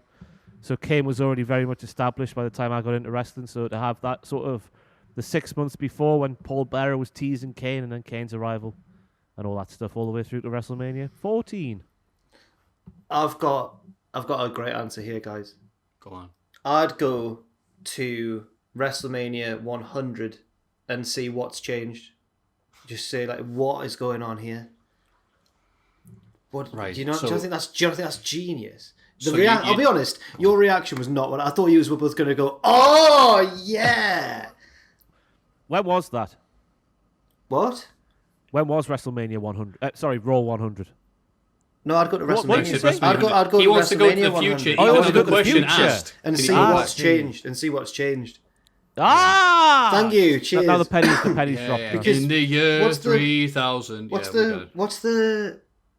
what WrestleMania we're up to? 38 will be the next one. So we'll be very old if we're still alive when WrestleMania 100 happens. So Wow, I'll be long gone. all right. What year is it? WrestleMania 100 will be in 2085, I think. No, Yeah, 2000, The first one was 85. so- 2084. It'll be. Yeah, I'm not here then. Oh, do you reckon? Oh, have you got plans? We'll be You're very booked. old. Or what are you saying? I'm at Wrestling Media Con. I'm a bit busy. Okay. Masking Doug Williams. We're Still probably retired. we'll probably not make it to WrestleMania 100. Do So you I re- just, Do you reckon, just thinking about that, do you reckon there'll be a convention for old wrestling YouTubers in 25 oh years? yes, we'll be there. We'll be on it. Instead of like I Greg mean, the Hammer Valentine or whatever that you see now, No, or but like if- in The Wrestler, yeah, it'll be if- like us. I used to have a wall of dogs. Sure you did, Maffew. Yeah, Sure yeah. you We did. won't be the big ones there. That'll be like the current ones at the time. We'll be like Mean Gene and Greg Valentine and that in the corner. Be We fantastic. bet those indie wrestlers from like the early 2000s that only 3 people remember, like Chad Collier. Oh, I know the Those name. really ones like, oh yeah, you never really made it, did you? Or the other Matt Striker. Oh, with the monobrow. Yes, Monobrow Matt Striker. Not that one. Well, that's right. Yeah. That's how people come up to us. Aren't you? No, I'm not. Do you know what? Right, oh, this is so embarrassing. I've never seen a match with the other Matt Striker in, but I read a detailed fan fiction sort of thing once, where the story was that basically this evil being had kidnapped like 20 of the world's wrestlers and was taking them away to a planet to compete in front of aliens, and obviously the person who wrote it was a bit of like a smart because they'd combined, there was like Hulk Hogan, The Rock, but then there was like CM Punk, who I'd never heard of at the time, and there was like this Matt Striker bloke and AJ Styles and stuff. It was the weirdest. Look at Madman Pondo was there. Looking back, it was like the weirdest mixture of wrestlers ever. But they had a tournament to see who would survive in the end, and I think Punk won in the end. So the guy was a big smart. But that's the only thing that I know about that Matt Striker in my mind, that he's got a monobrow and that he was in that fan fiction that I read. Yeah. And that man will grow up to be the ruler of Saudi Arabia. And think, you know what? I'll just keep on doing this. Wait, What? Oh, the guy who kidnapped the wrestlers and yes. Right, got you. Sorry. Yeah, can I have Hulk Hogan, Andre the Giant, Ultimate Warrior, and Matt Striker? I wasn't working. No, monobrow Matt Striker. Or you're not getting paid, and just get through over Matt Striker and just paint him in. It was a long fan fiction. I read it. That's amazing. I mustn't have had many friends at the time. Well, neither that person who wrote it, so. You have 20 wrestlers to pick from, and he picks the other Matt Striker. Yeah, but he must have That's been awesome. he must have been like hot stuff at the time. No. Maybe the guy just They like tried to push him. Big One trying to push him. And they were like, oh, God. This guy is boring. Oh, was he? Oh, bless him. Yeah. Sorry if you're watching this. Sorry, he's obviously getting booked, so maybe he's busy. Did we answer that guy's question? Oh, no, I didn't answer my bit. Sorry. I would say let's see how it starts. The Ric Flair retirement leading on to Batista versus Jericho, leading on to Jericho versus Shawn Michaels, leading on to that entire feud. Wow, No way. that is not the answer I expected from you. It was just I was beautifully done. almost certain it was going to be Germany centric, and it was going to be like, Oh, yeah, you're right. Yeah, you know what? Oh no. Nah, that because it's annoying almost because it's, you know, when something's done so well and you go, wow, it was great. They had one feud go into another feud, into another feud, into another feud for 12 months. Fantastic, with everybody looking a bit good, and they just forgot how to do that. And just well, this feud ends, and then this person will have a match next week, I guess. Yeah, they don't link them. What do you do want? they? Yeah, Cesaro will lose to Roman, and then they'll do it clean, and then Seth will come in. You're like, wait, where's this? No, that's it. Yeah, Go away, get out of my office. I think that's part of the reason that I found AEW so refreshing when it started, because everything was, not everything, but it was more linked than WWE, certainly. Yeah. Oh, they take things to different levels then, because they've got intertwining stuff, which then works itself out later on. You're like, oh yeah, they have been doing things for a while now, and now they're centrally going together. Oh, so. Well, No, you are right, Ross. Yeah. I think the whole Hangman arc has been really well done. Like, his character development's been great all the way through, and there's probably other examples. Some of them haven't been as good, like the Young Bucks, but you know. So that's a good answer. That it's from Ric Flair's retirement through to Michaels versus Batista. Was it? That was the midway point because no, sorry, it was Michaels Batista because Batista was mad at Michaels for retiring Flair because that was my guy, and then Jericho was the guest ref, and then Jericho was like, oh, 1, 2, 3, you lost, Jericho, and then they started feuding, and that lasted the entire year. Is the one where Awesome. Jericho's trying to stop Batista from beating Michaels in the stretcher match, and he's like the ref, but he's like on the other end, like, no, don't, and then Yeah. Great stuff. Good times. Question number 3. Hello, lads. Just want to say thanks for the endless hours of entertainment you provide and for taking time out of your days to always entertain us. I've been wrestling for 2 years now, and your podcast always keeps me entertained and motivated when I'm down. Please don't be Matt Striker at the end of this. Included are pics of me when I got to meet Rhino and wrestle on the same show, and also got to wrestle legendary Larry D, who wrestles for Impact, and a pic of me currently as I am double champion at the moment. I also recently met Bob Evans, who was a trainer at Ring of Honor. I wrestled him as well. Oh yeah, Bullet Bob. Sorry, he told the lads, story. I think there's a package. Carry on. I can still hear you in my head. No worries. He told the story I've heard you guys tell many times about the Young Bucks being able to call what the fans will cheer, and it got me thinking. Question: if you were a wrestler, or simply someone getting into the business, who would you want to sit backstage with and ask for advice from? For me, I would love to just sit down and chat with Chris Jericho. He's my favourite wrestler of all time and seems to really get the crowd reactions and knows how to involve himself. I'd love to listen to the little things or pieces of advice he has. I've met many knowledgeable people in the locker room, from Rhino to Larry to Rob Conway, as well as Tracy Smothers, and it just really made me want to ask this question. Thank you all again for all the wonderful content and smiles you guys provide. With love, Gaston Leroux from Indiana.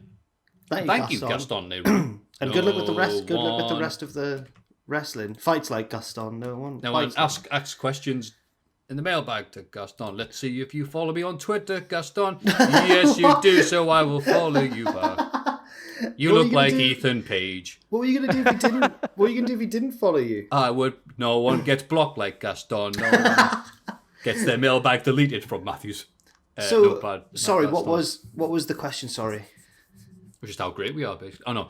After that, he said, "Who would you ask if you were a wrestler aspiring to be a wrestler for advice?" Sorry, I did hear it. Yes. Crazy stories. Yes. The correct answer to this question is Kevin Nash. That was my pick as well. Because to not exactly be the most physically gifted, not the best on the microphone, but to milk the business. Not the most physically gifted. Was he? Well, he was 7 foot tall. No, you said I would say. You said he wasn't the best on the mic. I mean, he wasn't, though, was he? He wasn't the best. No. When he was rotten babyface champ, he wasn't. But then every time before and after that, he was great. I'm not sure, but he milked the business. He milked the business for all it was worth, and I want to know how to do that. Yes. Okay. With aplomb, because which documentary was it recently where he doesn't appear in it for much, but he just appears for one bit. He goes, "Well, I was on a contract for nearly 2 years and got paid handsomely while sitting at home." I think it was maybe the Booker T one. Fantastic little line there from Kevin Nash show. That's my mantra. Yeah. Get all the money. Yeah. That's always been his response. It's like, why didn't you go to the WWE? And this time he goes, well, okay, let's see. I'm getting paid $250,000 or whatever, how much. Oh, no, it was $2 million over the 2 years to sit at home and drink beer all day and watch TV. Or I can go on the road and maybe make my downside. What would you pick? And I'm like, yeah. No, the love of the business. No, Kevin Nash knows. So, you've said him. Scott Hall, because everyone always says he's got this great idea for things in the business and things how to say, and still cutting promos like his Hall of Fame speech. Just the stuff he said, he didn't go over time. He just cut the thing out and goes, "Hey, nice guy, nice times last for a while, but bad guys last forever." What the line was like, it was okay. Bad times don't last, but bad guys do. There we go. So great, I couldn't even remember it. I thought someone reminded me. So I'd have him. And he also had the Kevin Nash mindset of, pay me, please. So, what about you, Jack? Who would you listen to? I don't know. I'm trying to think if I was a wrestler, what would be my strengths and weaknesses? And then would I try and improve on my weaknesses, or would I try and improve even more on my strengths so that I was even better at that? And I think my weakness would definitely be like general athleticism. I just don't think the wrestling part, I think the wrestling part would be bad. But to interrupt, when you did do, I've never wrestled a match in my life. You took a bump though. I've taken about 3, yes. For NCL is the one I remember you most for. So who did you ask backstage about that? I didn't ask to do it. They asked me. No, but I mean, like, for getting ready for the spot, did you go, what should I do? Okay. Instead of answering the question, because I genuinely can't think, I'll just explain what happened. Oh, okay, good. So, I knew that I was getting involved with Primate versus Liam Slater. I know them both from WCPW, so there was no, fear or awkwardness of, having to go through it. And all I did was I helped Liam, who was the heel, and then I got speared by Primate, right? But I didn't know a lot of what I was doing. I'd never given anyone a low blow before, so I had to work out how to low blow Primate. So I approached Primate before the match in the crowd, and he saw me, and with a smile on his face, he turned immediately around and walked in a different direction. I was like, well, how? Aww. So I know. So then I had to go and find Liam, and then I was like, right, can you just run me through it? And he ran me through it really well. Liam's a great teacher. I think he's a personal trainer as well, so he's just great at teaching people. And he just said, do everything slower than you think you need to, because it goes so fast. And he also taught me how to do a proper low blow, which is around the side of the leg, so you don't catch them in the ball. And that was it. So that was a good time. And then I was so nervous until it happened. Because you don't want to... It's one thing making yourself look like a tit, but when you're messing up a match that you're not even... It's not your match. Then, yeah. But no, it was really fun. And they did a crazy spot that I missed because I'd sold at the back after I'd taken the spear, which was the guardrail. Do you remember the guardrail spot? Yeah. Jeez. Who was it who took it? Was it Liam? the backdrop through the guardrail. I think Liam took it. Oh, Ross, like the guardrail was like flat, but it was like a bridge, like between the ring and the barrier, and he backdropped him out the ring through the guardrail. Oh my god! Because we said this is when NCL and WCPW were both running. So Liam Slater... No, it's not. It's not. Because no, Liam's gimmick was because it would have been Defiant by then. Sorry, wouldn't it? Right, sorry. Yeah, because I thought I wanted to do something for North, and then WCPW stopped me from doing it. Oh, I've never revealed that before. I didn't know that. Oh, another secret reveal. But then that was great because Liam's gimmick was class. Yeah, he'd come out with his own guardrail and go, I'm used to having guardrails because I'm at the big promotion. This is very nice, the Riverside, but I've been at Northumbria Uni. Maybe you've been there. The O2 Academy, have you heard of that? Yeah, okay. Only the big companies go there. Oh, it was so good. I recommended to him the spot you should do. You do the 10 punches in the corner, but you just do a list. Top 10 reasons why I'm going to win this match. Stop. 1, I'm better than him. 2, I've got abs. 3, and they didn't do it. I don't think Simon Miller even did that. If anyone wants to take that spot, by the way, go ahead. I didn't know he was going to do it, so I just stood in the crowd once, and he came out dressed as me. Yes. He had a beanie hat on and a Jack the Jobber t-shirt, and then he did Ross once. He came out with a Ross t-shirt on later on. But it was a really controversial time because we just left as well, so no one had a clue what was going on. Everyone was like, what is this? But he got booed for it, which was fantastic. I was getting heat in the crowd watching him. Oh, yeah, dude, it was they brilliant. Were booed. So good. Loved it. Yeah, it was class. So a reminder, maybe not Kevin Nash or Scott Hall or anybody else we've mentioned, but just remember, if you're any wrestling promotion from a big one or a small one, you have to hate the other promotion and get your fans to hate them to get them on side. That seems to be the recurring theme in wrestling right now. Well, those were the questions. Thank you very much for the wrestlers and the non-wrestlers who sent the questions in. Sorry to Gaston for just dodging his question and talking about a thing that happened to me once. That's amazing, though. I think it's so good because you do not brag about it that much, but it works so well for NCL. You're a vital part of that little thing. Thank you very much. You buried me on commentary. Because you're a bad person. Okay, yeah, fair. Yeah, fair enough. Yeah. Oh, that's Jack. What a great bump he took. He's like, oh, God. I'm going to talk about that on the podcast that I did with him at Cultaholic. Yeah, that'd be great. Yeah. But anyway, further thoughts, theories, questions, and Eurovision thoughts, whatever's on your mind, or in your nose if you're Italy, then please send them to mailbag@cultaholic.com.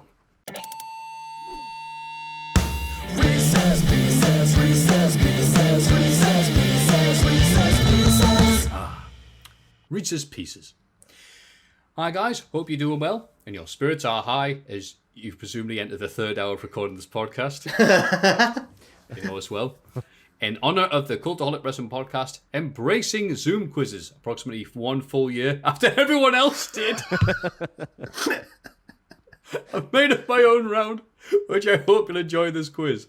You will be given 2 events, and all you need to do is state which one came first. Best of luck. Okay, I'll be reading out this week.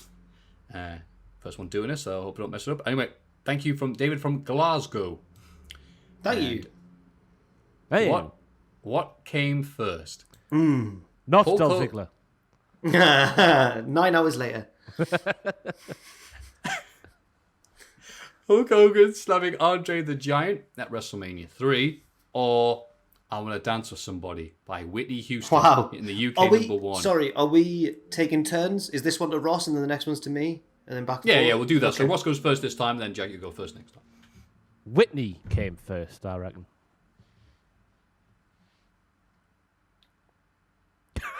The tension is unbearable. Oh, you're not having a guess then? Oh no, I see. Right, we're doing it like that, are we? Okay. I don't know. It's up to you. I can if you want. I can give my own thoughts if you want. Sorry. I reckon we both just answer. We both answer both of them. There we go. All right, I'll go for Andre because the production on Whitney's song seems a bit sharper than the early. I don't know actually. I'll go for Andre anyway, just to be different. Well done. You had good logic there, Jack. Thank you. You win a point. We actually get that. Jack 1. Oh no! Don't keep score. Oh, sorry. It is a quiz. Okay. I've seen this a year ago when these were popular. Michael Cole makes his Monday Night Raw debut, or the UK wins Eurovision for the last time with Love Shine a Light by Katrina and the Waves. Like Harry, shine a love. like Harry. Light up the bear. Yeah, good song. I'll say that. Isn't shine a light what Yorkshire people say when something takes them by surprise? Shine a light. Hey, shine a light, you're scared. I'll Go down the pit. I'll go for Carrie, just because that's an earlier memory for me than Michael Cole. I would also have gone for Carrie in this instance, yeah. Oh, well, you both get a point then, because Yes. Carrie came first. Feels like Michael Cole's been around forever. Michael like comes. Jack Nicholson in The Shining. How many times does Michael Cole come in 3 hours?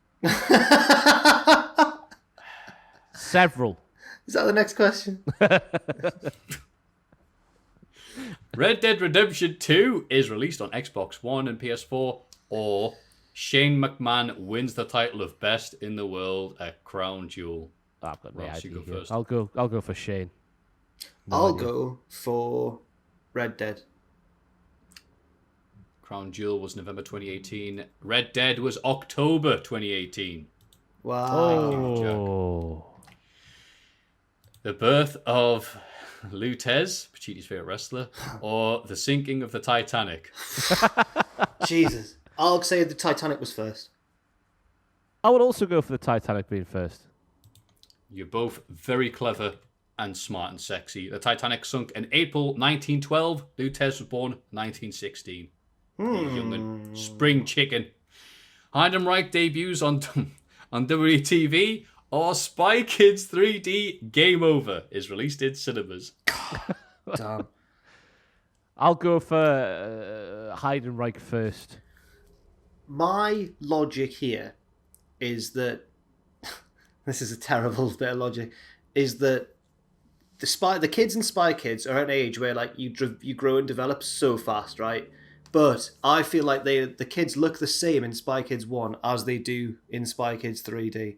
So I think they'll have all happened within quite a short space of time. And I'd wager that Spy Kids 1 came way before Heidenreich, and I'll think that Spy Kids 3, because they look the same, also came out before. I'll go Spy Kids first, is what I'm saying. See, I think Spy Kids won because I had it on DVD, and I resented the kid in it because I think I saw myself in him. He looked a Junie. bit like me when I was yeah. He's now married to Megan Trainor. Who's she? She's all about that bass, no treble. Oh, her. Yeah. Ah, good for him. I couldn't stand him. I couldn't stand him, just because he looked a bit like me, and he was achieving more in life than I was. He was meant to be the sympathetic one. He had warts on his fingers. Yeah, he had feel bad for the him. warts, didn't he? I never had warts, but I had curly hair like him. He was the sympathetic one, and you hated him. Bless him. I'm a jealous, bitter old man when I was 9. He wasn't meant to be a character you were jealous of. He was a sad I'm character. saying I was just because he was a Spy Kid, and he looked a little bit like me, and I was in Pegswood, in Northumberland, not being a Spy Kid. Right, That's the name of my village where I'm from. Oh, is it? Yeah, Oh, Pegswood. Pegswood. Thank you for that explanation. Spy Kids 3 came up first. Yeah. In 2003. Bloody hell. So That's not a big gap between 3 films, that. I'm not happy about that. Those kids look the same in the third one as the first one, and I've delved into the science of puberty to get that answer. Yeah, to get that answer, that's what you use your amazing brain for, Jack, to figure out if he came before Heidenreich. Dusty Rhodes, Hard Time promo, or the birth of Cody Rhodes. Oh, I've no idea. Well, surely the Hard Times promo would come after the birth of Cody, because I reckon the American Nightmare was just Hard Times when he was a nipper. I reckon, obviously, to impregnate someone, you have to have the intercourse, and to enjoy the intercourse, you have to enjoy hard times. So I'll say the hard times came first, then the child. I'm so disappointed in myself. You're both great, but no, Cody was born first. Really? Cody was the Hard Times. As Ross has figured out, like many people. Fatherhood watching is AEW every hard week. times. Dustin's fine. Is it Teal is the sister's name? She's fine as well. Cody is when the hard times began. That's right. I always thought Cody had all the genes from his... He looks so much like his mum. But as he gets older, is he looking more like Dusty? Do you think? I can see him changing. Is it just because of the blonde hair? I think his eyes are going a bit like Dusty's. That's... I'll have to study a picture of Cody one time. Look for the similarities between him and Dusty. Yeah. Team WWE defeats the Nexus at SummerSlam. Or Anthony Ogogo wins a silver medal at the Commonwealth Games in Delhi. Ooh. When does the Commonwealth we can Games work this happen? one out. Yeah, we can work this out. Go on then. Presumably in the summer, if it's like the Well, Olympics. is it early? I would presume that a go-go came first because SummerSlam is near the end of August, and I would assume Commonwealth Games happens before then. I'd agree with you on that. I'd have used your logic as well, but no. Apparently, SummerSlam, August 2010. We all know that. That's easy. He won silver in Delhi. October, Where was it? Oh, Where were they? The Commonwealth Games. Delhi. So India. I guess maybe that's India. that was appropriate heat for them all to do. Is India in I actually don't know. Is India in the northern or southern hemisphere? Southern. So that would be even hotter. You'd be approaching their springtime then, later on in the summer. I don't know. I've put too much thought into this. That's why it was in October then. No, because if it's in the southern hemisphere, then it would be getting warmer the later the year got. Oh. But I don't know. I don't know if it is in the southern hemisphere. I don't know if the equator bisects India. I don't know. I just know India as part of the subcontinent, as they always say in the cricket. England travelled to the subcontinent of India for a tour of India. Is India in the southern hemisphere? India lies in the northern hemisphere. Oh well, good logic. So again, you're amazing use of logic here, Jack. I've never seen this out of you. This quiz, like Sherlock. And with the 2018 Commonwealth Games held in Australia, and that was in April, so I don't know why. Anyway, moving on from thrilling discussion. I did get it wrong though. To be fair. Yeah, you both got it wrong. Nothing. The first WWF Saturday Night's Main Event is held, or the birth of Braun Strowman. Strowman's older than you think. Strowman's about 36, maybe, I'd say off the top of my head. He's got a lovely new dog, Maffew. Nice little pit bull called Blue, I believe. Oh, Is it called Blue or Bell? Maybe Bell, maybe Blue. Blue Bell. Blue Bell End. I'll go for main event. Coming second. Oh. Braun Strowman coming first. yes, yeah, thank you. Not having a Blue Bell End.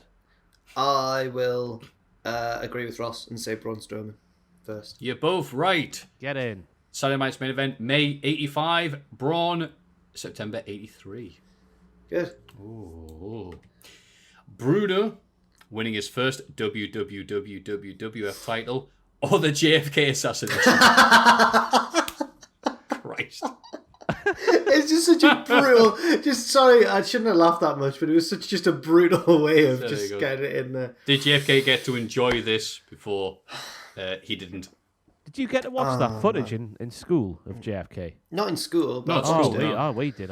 Year 8. I was watching that. Did you analyse the magic bullet and where it came from? Which angle? How many people it penetrated?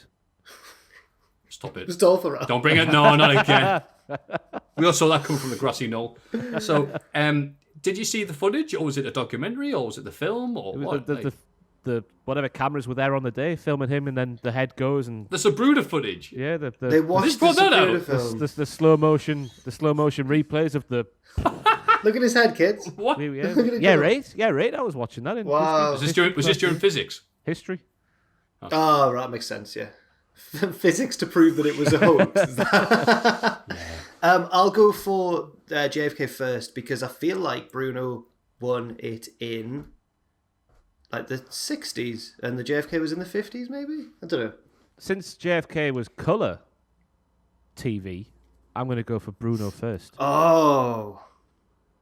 The footage I saw was coloured footage anyway. Yeah, they would still go back and forth even back then in between black and white and colour, depending on which station, stuff like that. But, good bit of logic, Bruno won the belt in May 63. Kennedy died in November 63. 63, it was in the 60s. It's because he was in good logic there. Then he was just like, I think Kennedy was in the 50s. I'm like, oh, no. Was it just badly wrong? Is that famously It was badly wrong. It's getting close, though. The birth of MJF or Steve Austin 316. Oh, what? That's MJF, surely MJF's got to be younger than Austin 316. Oh, I'm saying MJF's older.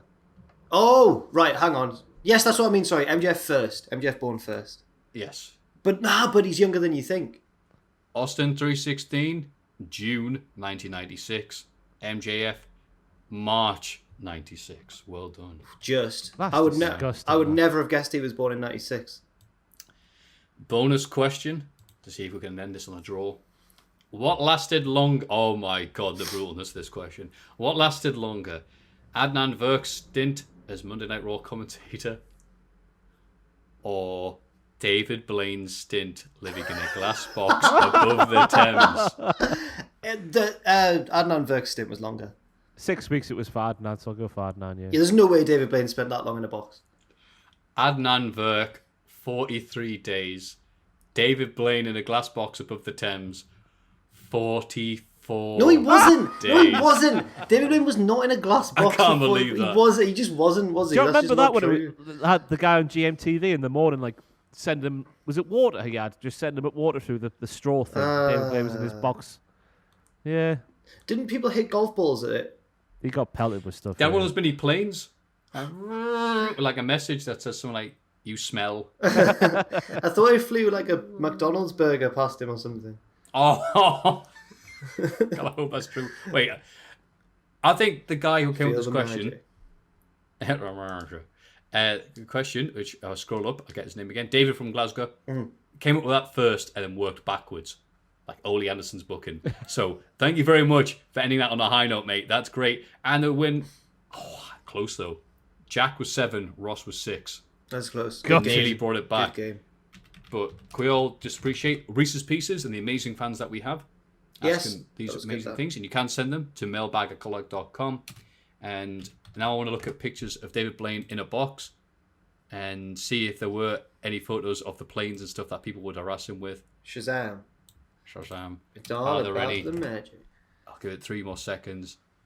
Because I think No, there are no photos via Google. I think I definitely remember there being some. it's really I think it's quite interesting the difference between how David Blaine is perceived in America, where I think he's probably quite an inspirational figure, to how David Blaine is perceived in the UK, where everyone's like, what tit? Magic weirdo. what an idiot. Yeah.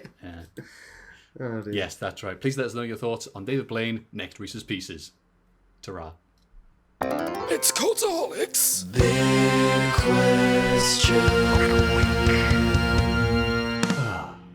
What a long, lovely podcast. Is there a plane flying low somewhere? I can hear a plane. Yes. Looking for It's David. me. David Blaine? David Blaine on a plane. I couldn't see anything, but Going it to does Spain. sound like it, doesn't it? I hope it's Mike Ashley. Flying in Rafa Benitez for a return. We can live in hope. Until then, though, we don't need to live in hope when we have the big question on everybody's minds, which is which? Yes, that's right, Matthew. Good English. Which is going to be? I prefer what. What is going to be the best match at AEW Double or Nothing this Sunday? Quite a stacked card, actually. Certainly is. And that music can mean that we're going to run down the card as Ross does his dulcet tones. The kickoff pre-show match: Serena Deeb defending the NWA World Women's Title against Rio. Yeah, that could be a good match. Yeah. I mean, When's he going to stop that? do we? I thought he was going to read out the entire card. I was doing the double or nothing Yeah, theme yeah. as You didn't have the whole I like card. as a bed. Oh yeah, I like that. No. I thought, Jack, he's going to do the theme, and you're going to go, ooh, or That's terrible podcasting. I was doing that's great. It's ambient. We'll No. go back to the noise for the Okay. yeah. Serena Deeb versus Rio. Ah, It'll be a good match. It'll be a good match, won't it? But, there we go. Let's do the noises that we'll go though. Kenny Omega versus Orange Cassidy versus Pac in a 3-1 match for the AEW World Title. oh yeah. Oh. That's just Kenny Omega doing a promo.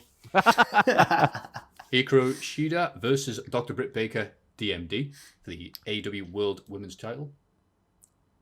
I'm trying to think of a noise to do here. Britt Baker should win. Yeah. Oh, what a great noise. I don't care how good that match is. I just care about the result. Yeah, I think I'll save the one that's going to get the best reaction until the end. The Casino Battle Royale for a future AEW World Title shot. Yes, they are still doing this match. Christian Cage, Matt Sydal, Powerhouse Hobbs. Oh, no, Penta, don't do El this. Zero Miedo, Jungle Boy, Matt Hardy, Mark Gwen, Isaiah Cassidy, The Blade, Evil Uno, Colt Cabana, Preston Vance, Griff Garrison, who doesn't have a Wikipedia page, Brian Pillman Jr., Max Caster, Anthony Bowens, QT Marshall, Nick Comorado, Dustin Rhodes, Lee Johnson, who also doesn't have one, and to be announced. You know what? After the pitches video this week, Jack, people have Yes. told me that individual entrances have already been made a thing in the casino battle. Yeah, world, we were and complaining I about. had no idea.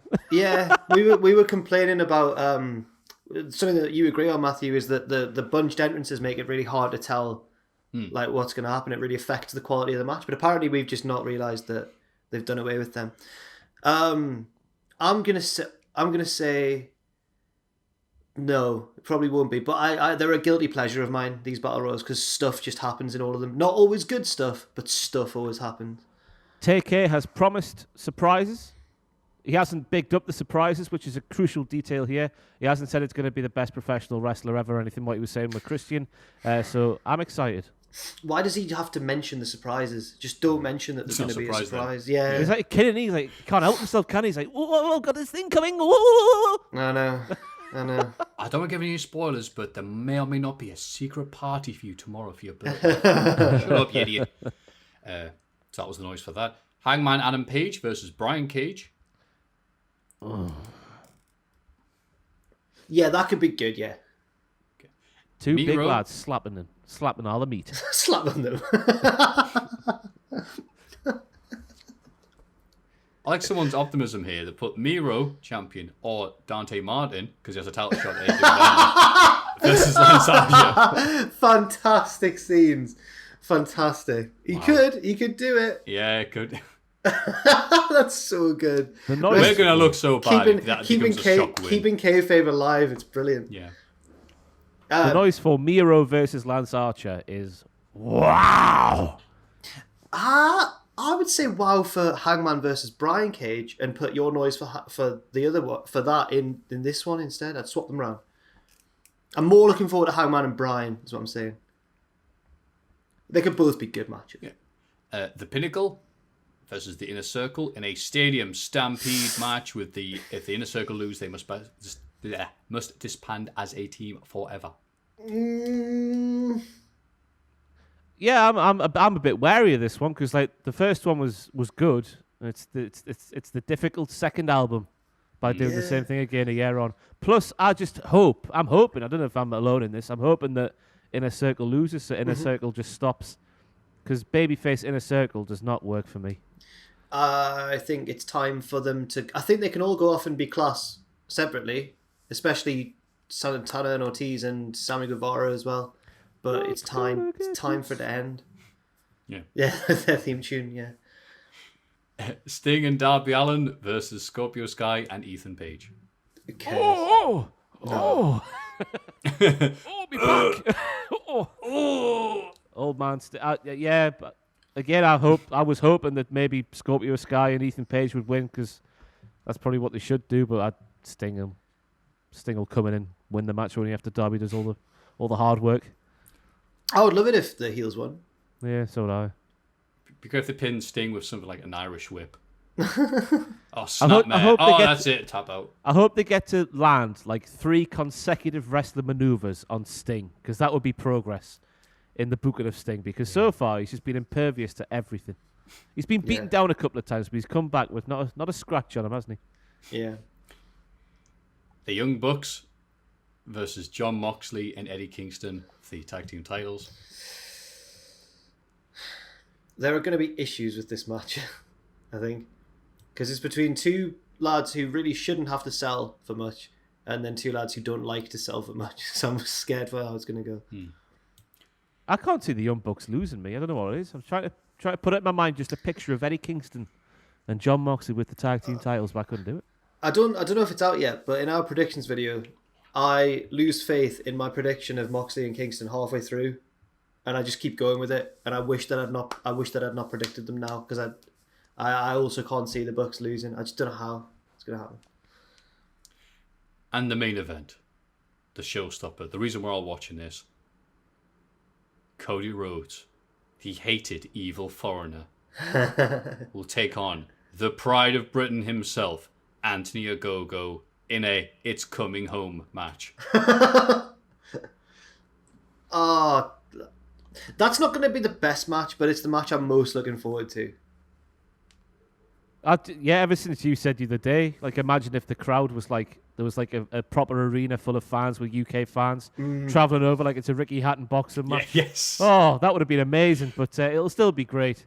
I mean, what should happen is Ogogo, like, the first thing he does is just whacks Cody in the stomach, and that's the end. And a new devastating star is born, but we all know what's going to happen. It's the same with all Cody matches these days. You'll get beaten down. You'll get taken to the back. But just before you get to the back, you'll stop and say, "No, I'm fighting for America," and stuff like that. Oh my God.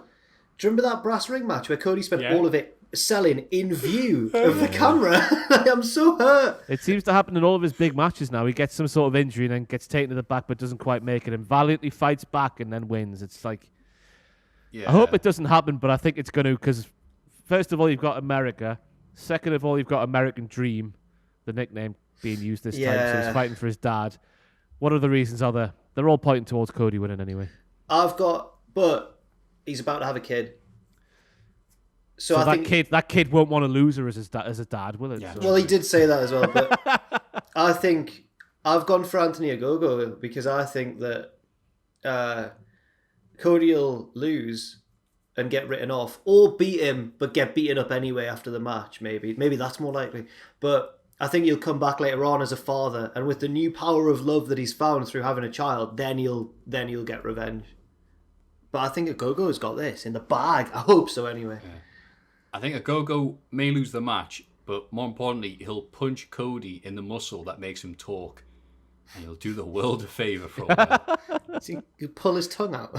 Yeah, he'll punch his tongue. And he'll roll like a Tom and Jerry cartoon. Roll like a carpet in front of his mouth.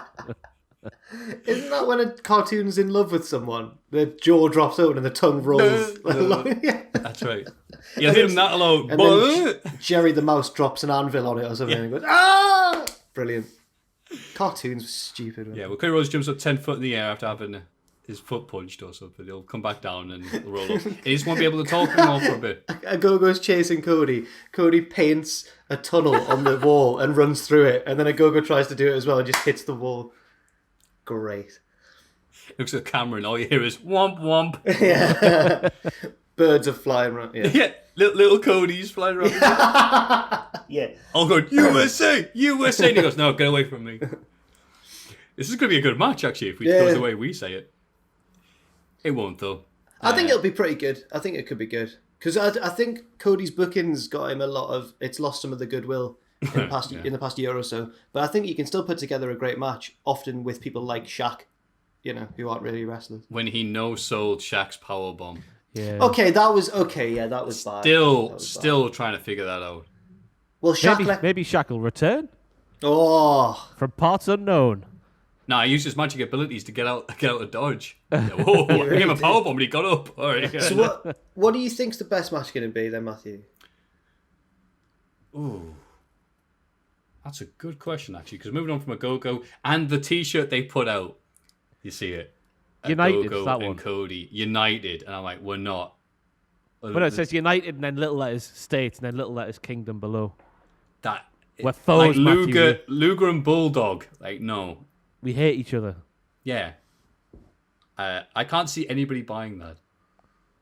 I think that just goes for any wrestling T-shirt these Yeah, days. Apart from Hangman Page's, because that's a genuinely stunning 80s logo. Oh, the best friends with the little chibi drawings. I like them. Best match. That's actually a good question. I'm interested in looking at these, watching these matches, but am I invested in any of the results? Oh, I know. It's going to be Pac winning the title.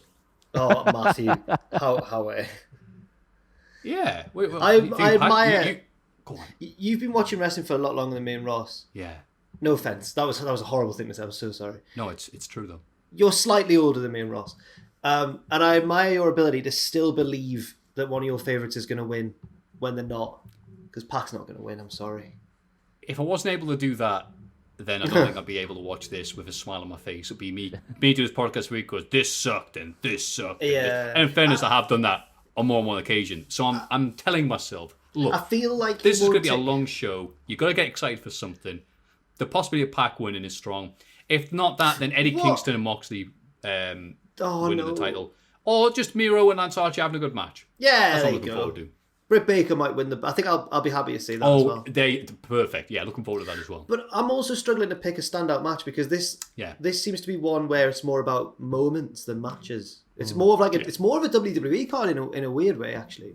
But I'll plump for I'll go for Omega, Cassidy, and Pac. I think they could do some really, really good stuff in that match. Ross, what do you think? Oh, it's a Go-Go and Cody all day long. Oh, that's what I'm looking forward to. The pageantry and stupid national stuff that's going to be on show for the entrances, and I bet there's a stupid ring announcer bit at the start, and Cody crying for America, and a Go-Go not really caring for Britain because he's from England. Countering an uppercut to a sunset flip. I really think that Cody's been watching Rocky 4 and that he's going to come out and be Apollo Creed and lose. Yeah. They both think they're Rocky. They both think they're the Rocky, yeah. Oh, imagine if I hope they've got stupid 80s montages as well just before the match. Oh. Just make this as camp as humanly possible in every way. That's all I'm asking for. Living in America. Or just have any of Ogogo's promos, or failing that, any of his tweets laughing at Americans for not having conkers. They don't have they haven't got conkers. No, and he said, what do the Americans do? They just count their guns and eat cheeseburgers. This is why we want him to win. This is really. We have to make a mental note when we do the Culties at the end of the year. A go for face of the year. All right. Oh yeah. 100%. Hey, even Ron Funches was calling the baby face of the feud. I saw that was it last week. Yeah. And he's an American. A Go was like pledging your allegiance to the flag without even knowing what it means. Whoa. And then Funches was like, "Yeah, it's supposed to be the heel, man. Stop it, will you?" Yeah. Why are you so proud to be American when you've got all these people who can't afford healthcare? I'm like, oh wow, a Go-Go's going for it. He's a Go going for it, mate. Also, I saw V1 VSW, and he said there V1 on Twitter point out the logo on a Go-Go shirt is the Olympic rings, but because all of the letters in his surname are round, OGOGO. It's like it's genius design. It's really good. Oh, is that what it was? I actually didn't get it because I was thinking, looking at that. Wait, the Olympics are very tight on their copyright. So is AEW. But I don't see that lasting very long. Yeah, maybe no. Yeah. Did Michael Cole tell a story? Kurt Angle told a story about when they said you're not allowed to call that move the Olympic Slam. It's the Angle Slam from now on because the Olympics are very mad at it being called that. Michael Cole got told that and he proceeded to call it the Olympic Slam every time he could. Oh, Olympic Slam from the Olympics. Angles of the Olympics. Like, the 1 week allowed to do it. We can't even use the phrase Olympics on the website. I'm sure it gets as tight as that. Incredible, yeah. So the fact they've got that shirt. So what we're saying is, Tony Khan's not only bought the rights to Wild Thing and Baltimore, but also the Olympics. Yeah. Yeah. Well, Double or Nothing, that tied with AEW Dynamite being on Friday, so after this podcast, so next week podcast. There'll be a lot of AEW to talk about and probably complain about when a Go-Go doesn't rip off Cody's head like Mortal Kombat style. But until then, this has been a long labour of love of a podcast, rather like Dolph Ziggler. Thank you, Jack. So until then, next week, Ross, what have you got on tap for us until we come back and come in people's ears? Sunday I'll be on Twitch, probably early on, I think, because I'm a bit busy in the afternoon doing a bit of FIFA. I've got a new voiceover series starting on the channel on Sunday. You'll see that go live, no doubt. Monday I'll have fails for Double or Nothing. That'll be, I think they normally go live at 7 p.m. with the old Premiere tool on YouTube. See if we can trick the YouTube algorithm once again. And that's it, I think, for the foreseeable. Ooh, what about yourself, Jack? I will be doing a What Happened at Double or Nothing in the immediate aftermath of Double or Nothing. And that should be up in like the early hours of Monday morning, like Sunday night sort of thing. And also, back next week on Twitch, we took a break this week because Owen was off this week and I was invited to a meal. So, but it's back next week. It'll be Football Manager on Wednesdays at 6 p.m. British time. So look out for that. What about you, Maffew? I will be streaming Final Fantasy 9, which I'm still not sure if this is a good idea or not because it's an amazing game. I'm not sure it's suited for Cultaholic weekly streaming when the other options are Cultaholic FC winning the title or Dream Daddy with Andrew. But it's still a great game, and thank you for joining us with this. And it will be at tomorrow at 6 p.m. British Standard Time, also known as a go-go time. Yes. I'll point that out. And that is what we have for you. The Patreon can be found at patreon.com/cultaholic. The mailbag and Reese's Pieces are both at mailbag@cultaholic.com. Shout out to the person who DM'd me this week to say, what is the mailbag for Cultaholic? I wasn't sure he was winding me up, so I told him, oh yeah, right. You say it every episode. But to that person, everybody else listening, thank you very much for joining us. It's the end of the show, so we'd like to put our hands to the webcam and say on the count of 3. Hope you do this at home as well. We know you don't, but we pretend you do. 1, 2, 3. Join us. Join us. Wagga, wagga, wagga, wagga, wagga, wagga, wagga, wagga, wagga.